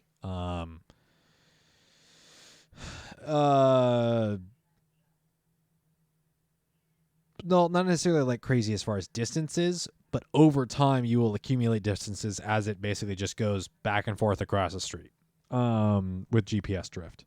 I was there, I think, for the first ever Bug Out event back in like 2018, 2019. It was pretty solid, I will say, as far as spawns and stuff, though this is specifically at the Sunset Park is where this is specifically, though you will have some period of time in which you can play out in the rest of Las Vegas. Trainers, your favorite Pokemon from the Hoenn region of Pokemon Ruby and Pokemon Sapphire are coming to Sunset Park. Pokemon Go Tour Hoenn Las Vegas arrives in Nevada in February 2023. Don't miss your chance to play Pokemon Go with thousands of other trainers from around the world while catching, trading, and battling with your favorite Pokemon. Who knows which rare Pokemon you may encounter during Pokemon Go Tour Hoenn Las Vegas. Probably rare Pokemon from Pokemon in the Hoenn region. You know? It would be kind of bizarre to see rare Pokemon from outside the Hoenn region at a Hoenn event. You know? Ticket prices until December 31st, so you have a month, $25 for February 18th and February 19th. So supposedly, this is 2 days. Let's see. No, there's an asterisk here. Why is their wording so terrible? Pokemon Go Tour Hoenn Las Vegas attendees may purchase a ticket for 1 day of the 2-day event or purchase a 1-day ticket with an additional 2nd-day add-on. Oh, there you go. 1-day tickets are $30 or the equivalent pricing tier. You'll see tickets available next to the Pokemon Go Tour Hoenn Las Vegas, blah, blah, blah. $25 each day, so $50. That's not small. What was the cost of GoFest? I think 25. Was it 25 or 30? Event gameplay will be available only on the date, time, and location specified on your ticket. 35. It's 35, so it was higher. Well, it was higher per day, but you can only go 1 day. So it's higher overall for this. If you do 2 days. If you do 1 day, it's cheaper. Tickets to this event are non-refundable, subject to applicable law and exceptions set forth in the terms of service. Tickets are first come, first served, and are available for purchase while supplies last. Event gameplay. Do I have that one open? Nope, that's the global. Event gameplay is the primary thing here. This is the I was like, oh, I don't know if I want to go to Vegas. And then I read this and I was like, okay, maybe I want to go to Vegas. Teaming up with Team Go Rocket, a special research story only available to ticket holding trainers, is coming to Las Vegas. Ever wonder what it would be like to work with Team Go Rocket? Trainers at Pokemon Go Tour Hoenn, Las Vegas, will be able to take part in an exclusive adventure and work alongside the Team Go Rocket leaders for the very first time. Have they changed their ways, or is this all a trap? Discover what Team Go Rocket is up to this time only at Pokemon Go Tour Hoenn, Las Vegas. Trainers in Las Vegas will also have access to the Chasing Legends special research story featuring Kree. My hunch here, you are teaming up with Team Go Rocket against Team Go Aqua and Team Go Magma. Probably. Maybe. I don't know. I don't have any insider information. Steven just really wants to. I just want to work with Team Go Rocket for a little while. Because I think that would be cool. I'd love to see some more dialogue from them.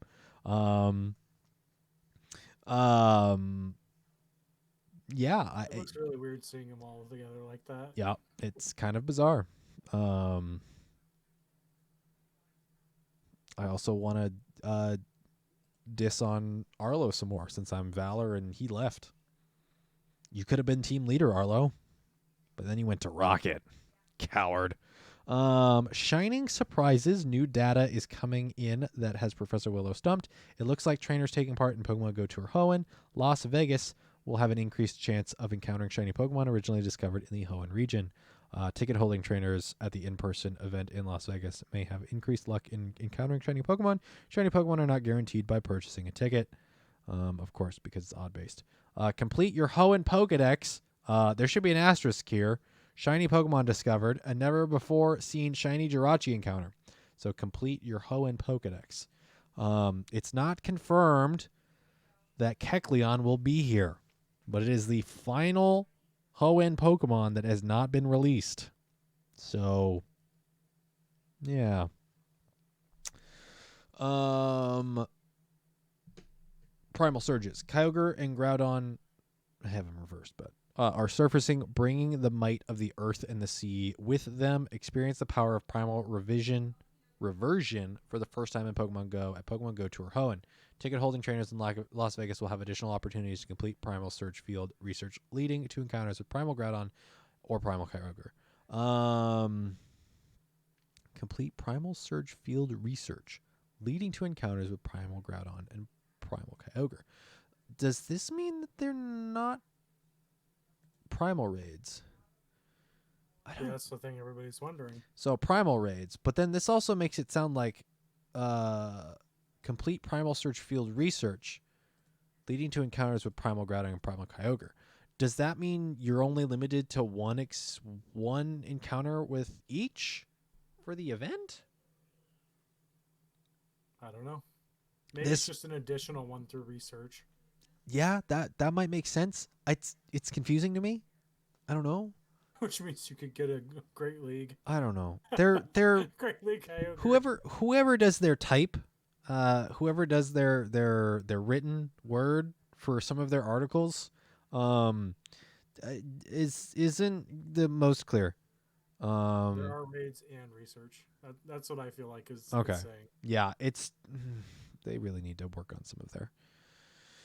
Be more clear, please. I'm gonna be. I really hope it's not a separate Pokemon. I hope it's treated like a Mega Evolution. Yeah, I could potentially be spending. That it's showing in that Primal raid as a Primal Pokemon makes me wonder. Yeah, I mean, but that's also the same way they show the Megas, so. And it's above a 5-star raid, so I don't know. Yeah, I don't know.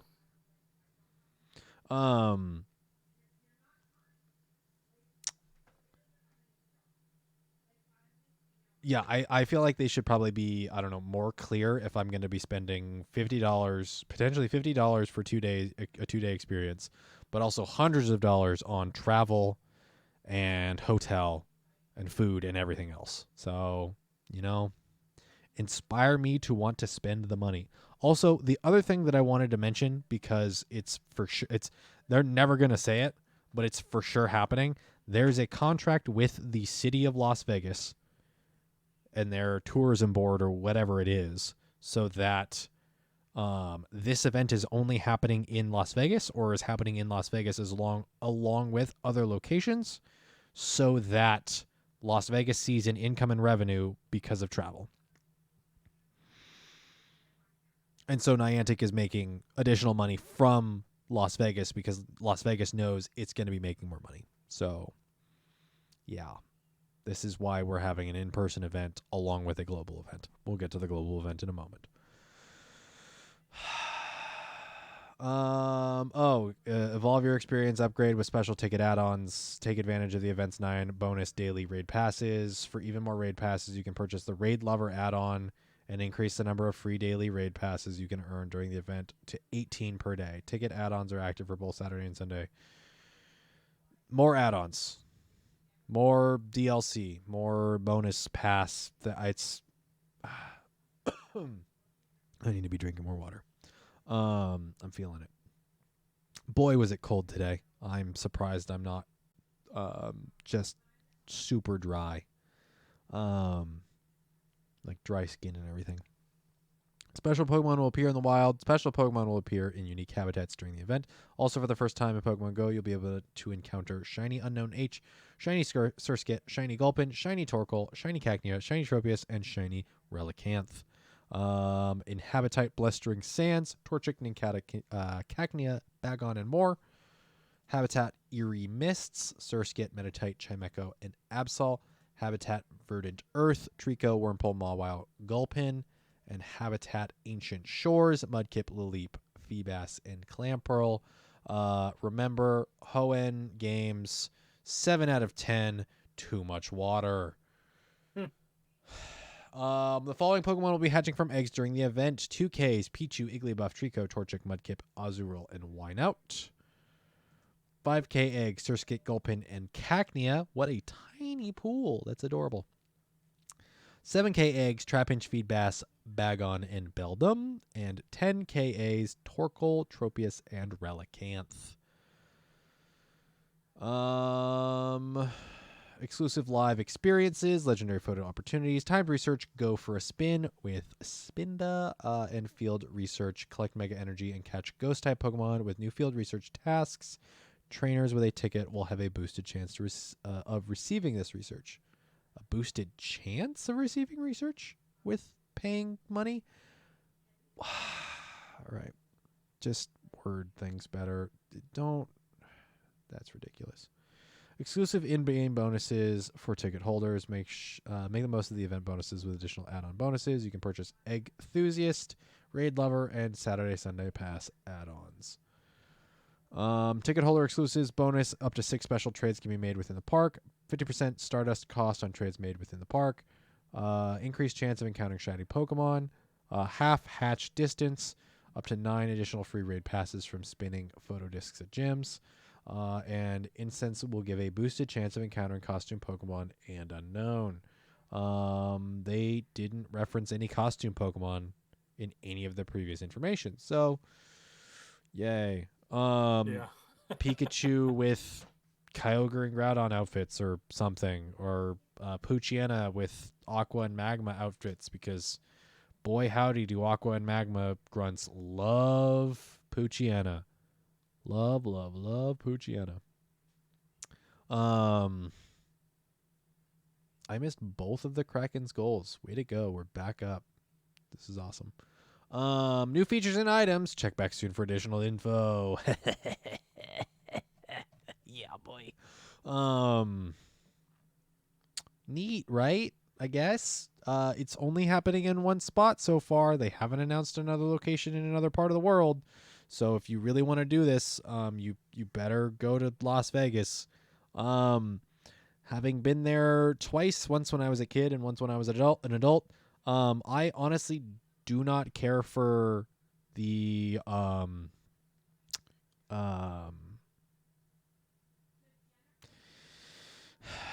spinning of slot machines and the overall debauchery that happens in Las Vegas. The whole what happens in Vegas stays in Vegas. I generally don't care for that. Having been there twice, you can still get some nuggets of enjoyment from the overall Las Vegas experience without taking part in those. Hopefully it's still there. I believe it was a restaurant called Nacho Daddy that had some fantastic nachos. So if that's your kind of thing, you know what? Go for it. That's a name. They've got some. I'd have to dig up the Reddit thread. Because actually I asked some people. I was like, "Hey, I'm going to." Disappointment dip. I have no idea. Left for milk and never came back. To guacamole. I don't know. Some really good restaurants, some really cool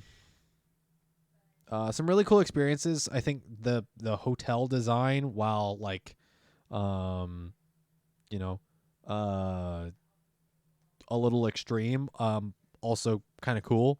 The indoor moat or the indoor river in one of them, that it's like one giant mall that has just a moat with gondola, or not, is it gondolas? The little rowboat things that you see in Italy, just going That's around not the a whole thing. gondola. I forget the name though. It's there's some cool stuff there. So like, even if you're not into the whole gambling and stuff, there's opportunities to have fun there.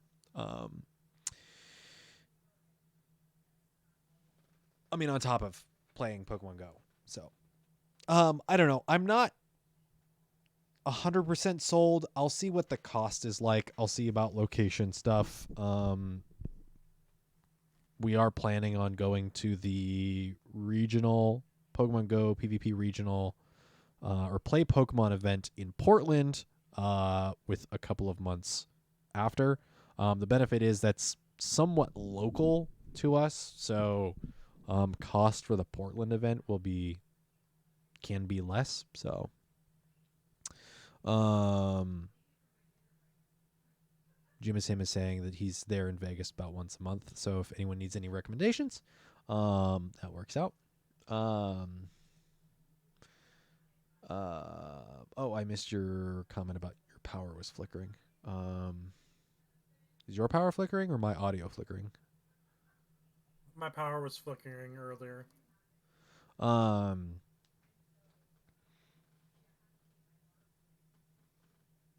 Yeah, so Jesse, you're saying you've never been to Vegas? Nope. I don't know. Maybe. I think there's if it were someplace like Chicago, I think it'd be cooler just because I'd never been.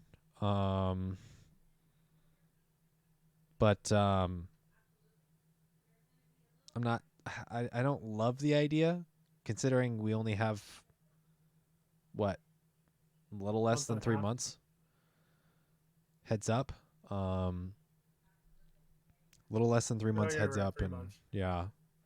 And it's still expensive. Like, I would have loved more heads up. Like, just say it's a Pokemon Go tour event and say it's in Las Vegas on these days.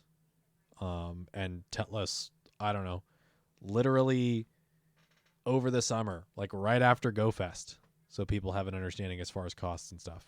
Also, it lands on top of 2 major regional events for Play Pokemon, which like really doesn't help. The benefit is there's 2 weekends for this. There is a global event, and we'll talk about that now. Pokemon Go Tour Hoenn Global. A global adventure is coming to trainers around the world on Saturday, February 25th and Sunday, February 26th. So I believe 1 week after. Exactly 1 week. So the next weekend. Special research chasing legends. Trainers around the world will be able to enjoy special research featuring none other than Ree from the Go Ultra Recon Squad. Professor Willow has tasked Ree with researching Hoenn folklore about the red and blue orbs, items which are said to have some connection to Primal Kyogre and Primal Groudon. And Ree needs your help. That's a pretty interesting way of doing it, considering Professor Willow would have a lot of stuff on his plate. And Ree is basically a brand new NPC. Might as well just, use that fresh experience of someone that doesn't really know a whole lot about the world of Pokemon to help tell the story to people that don't know a whole lot about the world of Pokemon. Your chance to encounter Pokemon first discovered in the Hoenn region. New shiny Pokemon discovered is that shiny Jirachi. Primal Surge. Something is happening to Kyogre and Groudon, and they are bringing the might of the sea and earth with them. You can encounter their You can encounter their primal reversion forms for the first time in Pokemon Go and experience the true nature of their power at the global event, Pokemon Go Tour Hoenn Global. Masterwork research, wish granted. Wishes can come true. Just ask Jirachi. Trainers around the world will be able to purchase Masterwork research to encounter shiny Jirachi. Masterwork research with fewer steps leading to an encounter with shiny Jirachi will be available to ticket-holding trainers who attend Pokemon Go Tour Hoenn Las Vegas. Pokemon Go Tour attendees with the shorter Masterwork research will not be able to purchase the longer global Masterwork research. So this is behind a paywall. Yay. Ruby versus Sapphire Challenge. As the Earth and Sea clash, which side will you stand with? All trainers will be able to pick between a Ruby or Sapphire badge. The team you pick will shape certain aspects of the event. The badge trainers pick at Pokemon Go Tour Hoenn Las Vegas will carry over to the global event the following weekend. Unique field research. Collect Mega Energy and encounter Ghost-type Pokemon with new rare field research tasks. The following Pokemon will appear in raids. Primal raids. Primal Kyogre, Primal Groudon. 5-star raids, all of the forms of Deoxys. 1-star raids, Trico, Torchic, and Mudkip. Special Pokemon will appear in the wild. I believe the exact same habitats as before with the exact same spawns. The following Pokemon will be hatching from eggs during the event. I believe the exact same. Yep, the exact same spawns. Way to go. New features and items come back soon for additional details. And enhanced play. Las Vegas looking to take Pokemon Go Tour Hoenn Global to the next level. Join thousands of other trainers at an in-person event on February 18th and 19th, 2023 in Las Vegas. So the Team Go Rocket team up, exclusive timed research, and I imagine maybe more dense spawns and being able to play with other people will all be happening in Las Vegas. The core of the experience, which is all of Hoenn spawning, or all of Hoenn being featured in a weekend along with Kyogre and Groudon, will be happening as well during the global event. So if you can't travel, you won't be missing out on too much. If you want to double dip, you can spend the extra money.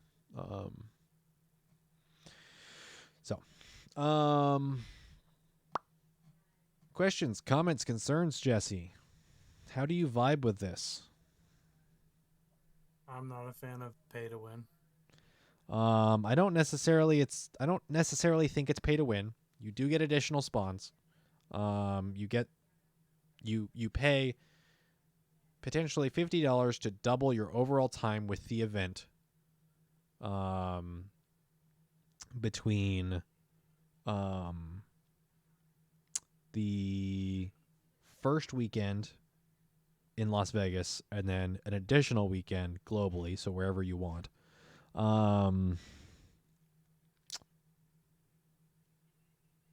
It doesn't directly correlate to better performance in PvP just because you spend 2 weekends. Now, it does allow you to get potentially better PvP IVs for some Pokemon, something like Relicanth that doesn't spawn globally.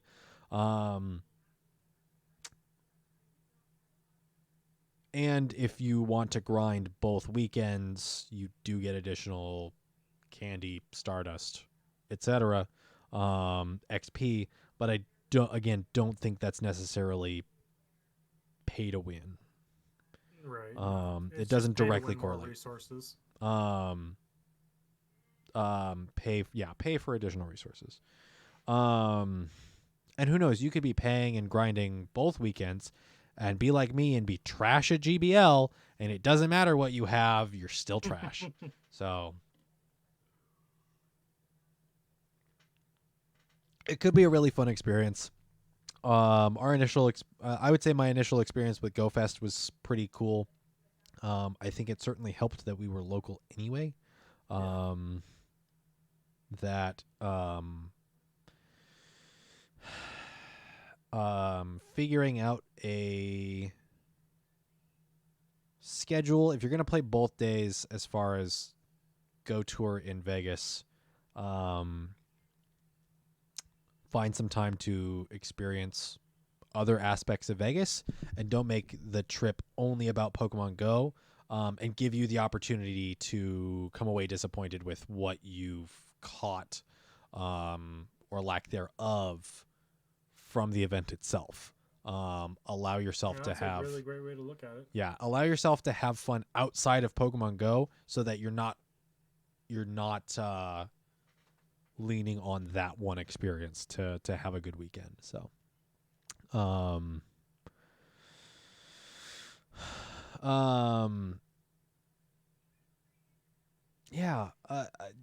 be curious to see some more details if and when they put out some more stuff. I'll look into some details as far as the travel arrangements, see what makes sense, cost wise, location, etc. And then maybe we go, maybe we don't.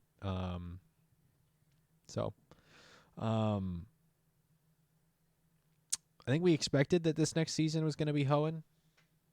There was speculation it could be something else, but this doesn't surprise me. So I don't know. Are you excited, Jesse? Yeah, I mean, it's one of the better generations. We're right at a nice stopping spot, but speaking of nice generations, I have played a significantly more amount of Scarlet, and Jesse, I imagine you have put a not insignificant amount of time into Pokemon Violet. How are you excited for Paldea to come to Pokemon Go at some point? Or are you just excited about Paldea in general, I should say? Really? I mean, I'm not a fan of them bouncing around these generations. I'm one of those people that finish everything, finish the set, and move on to the next. Oh, with Pokemon Go? Yeah. Okay. But when we get there, do you think Paldea has a chance of like delivering some very solid additions to Pokemon Go? I haven't seen the entirety of what's available. Really? I haven't spoiled myself. Oh, I mean, I've just explored the open world in Oh no, don't say that, Jim. Oh, I'm interested. Oh no. Are they playing the Kraken or are they just playing? Because the problem is, if they're playing somebody else, those tickets are going to be expensive.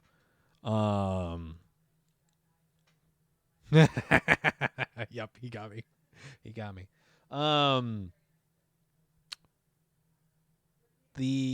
don't know. There's some very interesting things from what we've seen already in the game.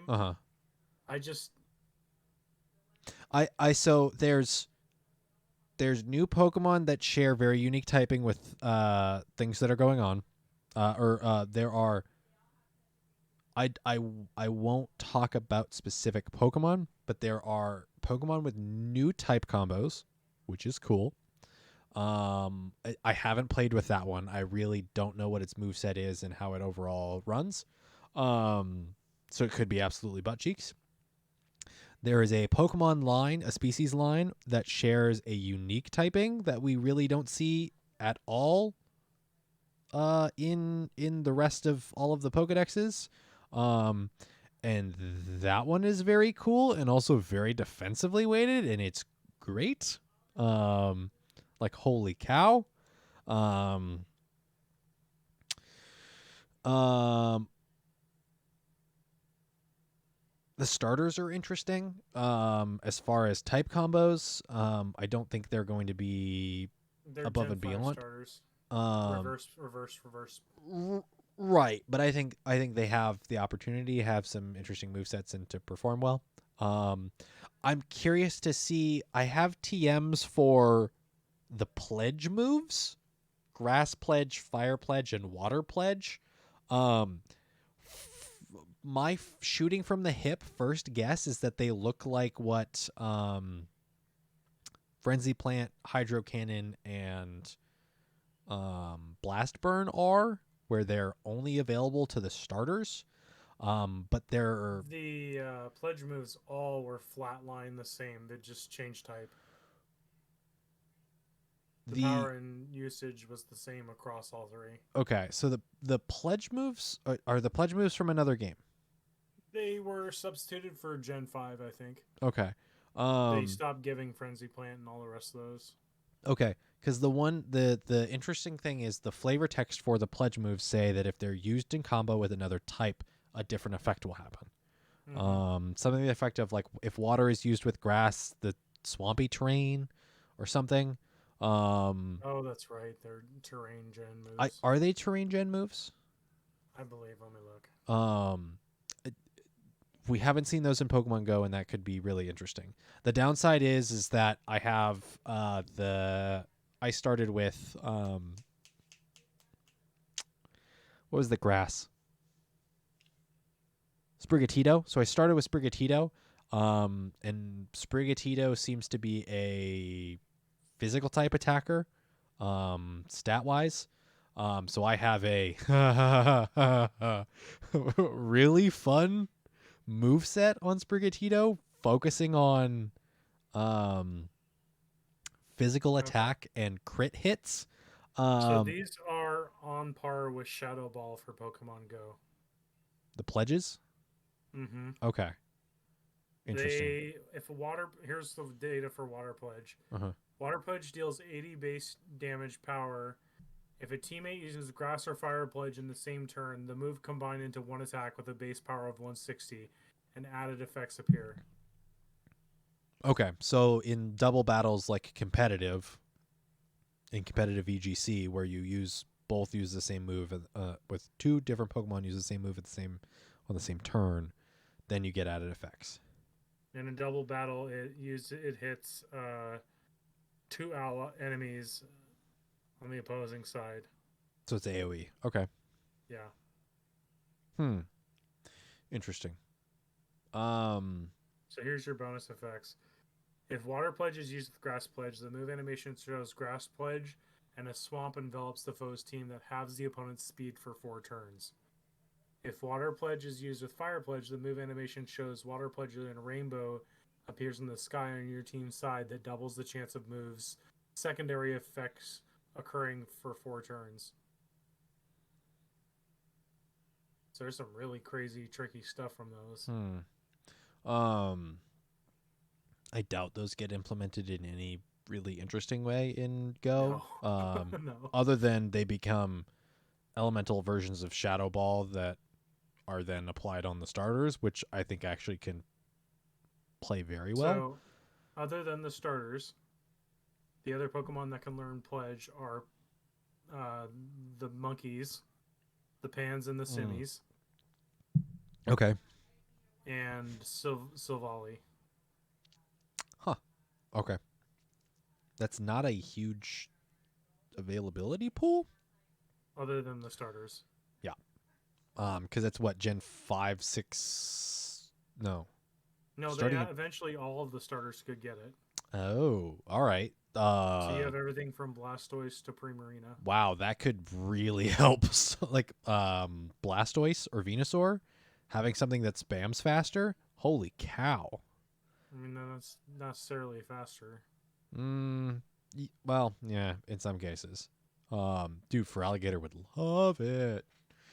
For Alligator would love more defense moves. For Alligator would love it. I think Typhlosion could benefit from something that has a little bit more quickness.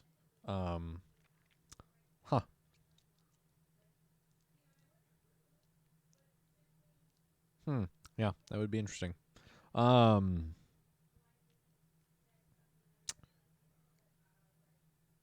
yeah, I'm excited. I'm having a fun. I have two major complaints with Scarlet, with my time in Scarlet currently. And I will go over them super briefly because I do also want to wrap this up. We're past the 2 hour mark, just past the 2 hour mark. First is that because it's open world, I got to the mid game and kind of did things. Not necessarily, there isn't a proper order, but there is an order in which the game's leveling will operate better. So I got to the mid game where I was over leveled for about 3 or 4 activities of the like major milestone activities, and kind of just breezed through them and didn't feel challenged, and that was a bit of a bummer. So I think level scaling is definitely something that needs to be looked at for the next experience. And then there are the Dragon Terra type Charizard raids that are starting this weekend and then also happening next weekend. And I'm not done with the game yet, but they are end game activities, like uber end game activities that I want to participate in, and it really feels like I'm needing to rush to get something prepared for them. So that I can get a Dragon Terra type Charizard, because you will not be able to get, you will get one Dragon Terra type Charizard. You can only catch one, and you cannot acquire Charizard any other method until Go is connected, or Pokemon Home is connected to Scarlet and Violet in the first couple months of 2023. So, I feel like I'm having to rush this later section of the game to be able to get something prepared for it. Now it sounds like I can get something built for the most part for these Charizard raids. But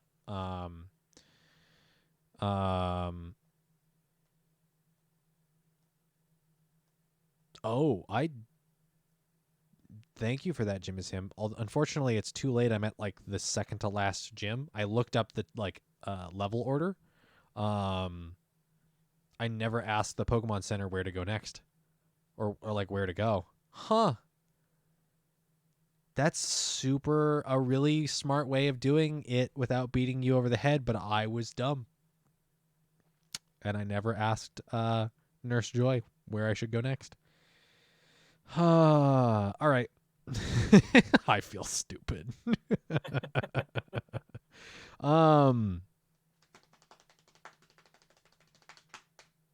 Yeah, I'm literally like in the town with the second to last gym leader. I'm gonna go fight the psychic person, and then I'm gonna go back up and fight the ice person.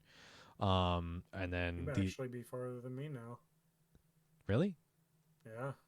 You haven't done the psychic gym leader? I just did the psychic gym leader, but I haven't done the other two. Okay. Have you already done the Titans though? Yeah. Okay, I haven't done all of the Titans. I have one Titan left, and then I have two, I think, of the Team Star bosses. Two Team Star left too. Yeah, because they put the last two Team Star bosses in areas you just can't get to without other completing other sections. So yeah, very very interesting. Interesting placement. So I think that'll do it. Thank you, everybody, for tuning in to the Battle Science podcast, a Pokemon Go PvP podcast, where we talked about Pokemon Go and PvP stuff and the new season and a little bit of Scarlet and Violet. If you want to hear more, we do the Battle Science podcast every 2 weeks. Record on Tuesdays, post it live for everyone on Fridays, and post it to Patreon supporters the day after we record it, on average. Dang, Jim is him is on top of it. He just beat the Elite Four a few hours ago. I am terrified on putting together my Elite Four ready squad of 6. I have been thinking about it all day, and I will continue to think about it probably for the next couple of days. So, If you want to follow us as we lurk and like and retweet and generally surf the end of Twitter, you can follow us at battle_science on Twitter. You can join our Discord. No monetary requirement to join the Discord. No barrier to entry. Just come in, say hi, lurk, chat, do whatever, but be respectful, and please keep the swearing to a minimum. We try to keep it family friendly. Discord, YouTube, youtube.com/c/battlescience. You can check the video on demand of the Battle Science podcasts, as well as any streams or future tournaments we live stream will go up video on demand there on the YouTube. Let's see, Patreon, YouTube, twitch.tv/battlescience. If you're not catching this live, you can catch it live every other Tuesday. I'll put a poll hiding somewhere, maybe in the Discord if Discord allows to put polls. I don't know if it. I think it does.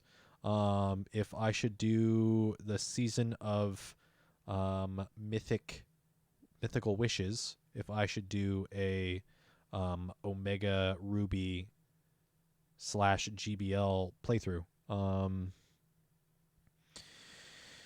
I played Sapphire back in the day, but I never played either of the Omega Ruby Alpha Sapphire games, and I'm kind of down for it, considering I'm able to stream those games very easily. So, yeah.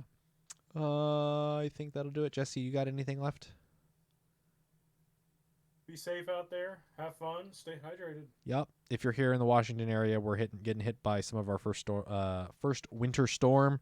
It's cold. Be safe. Stay warm. Jesse's right. Drink water. Yeah, we'll catch you out there on the battlefield.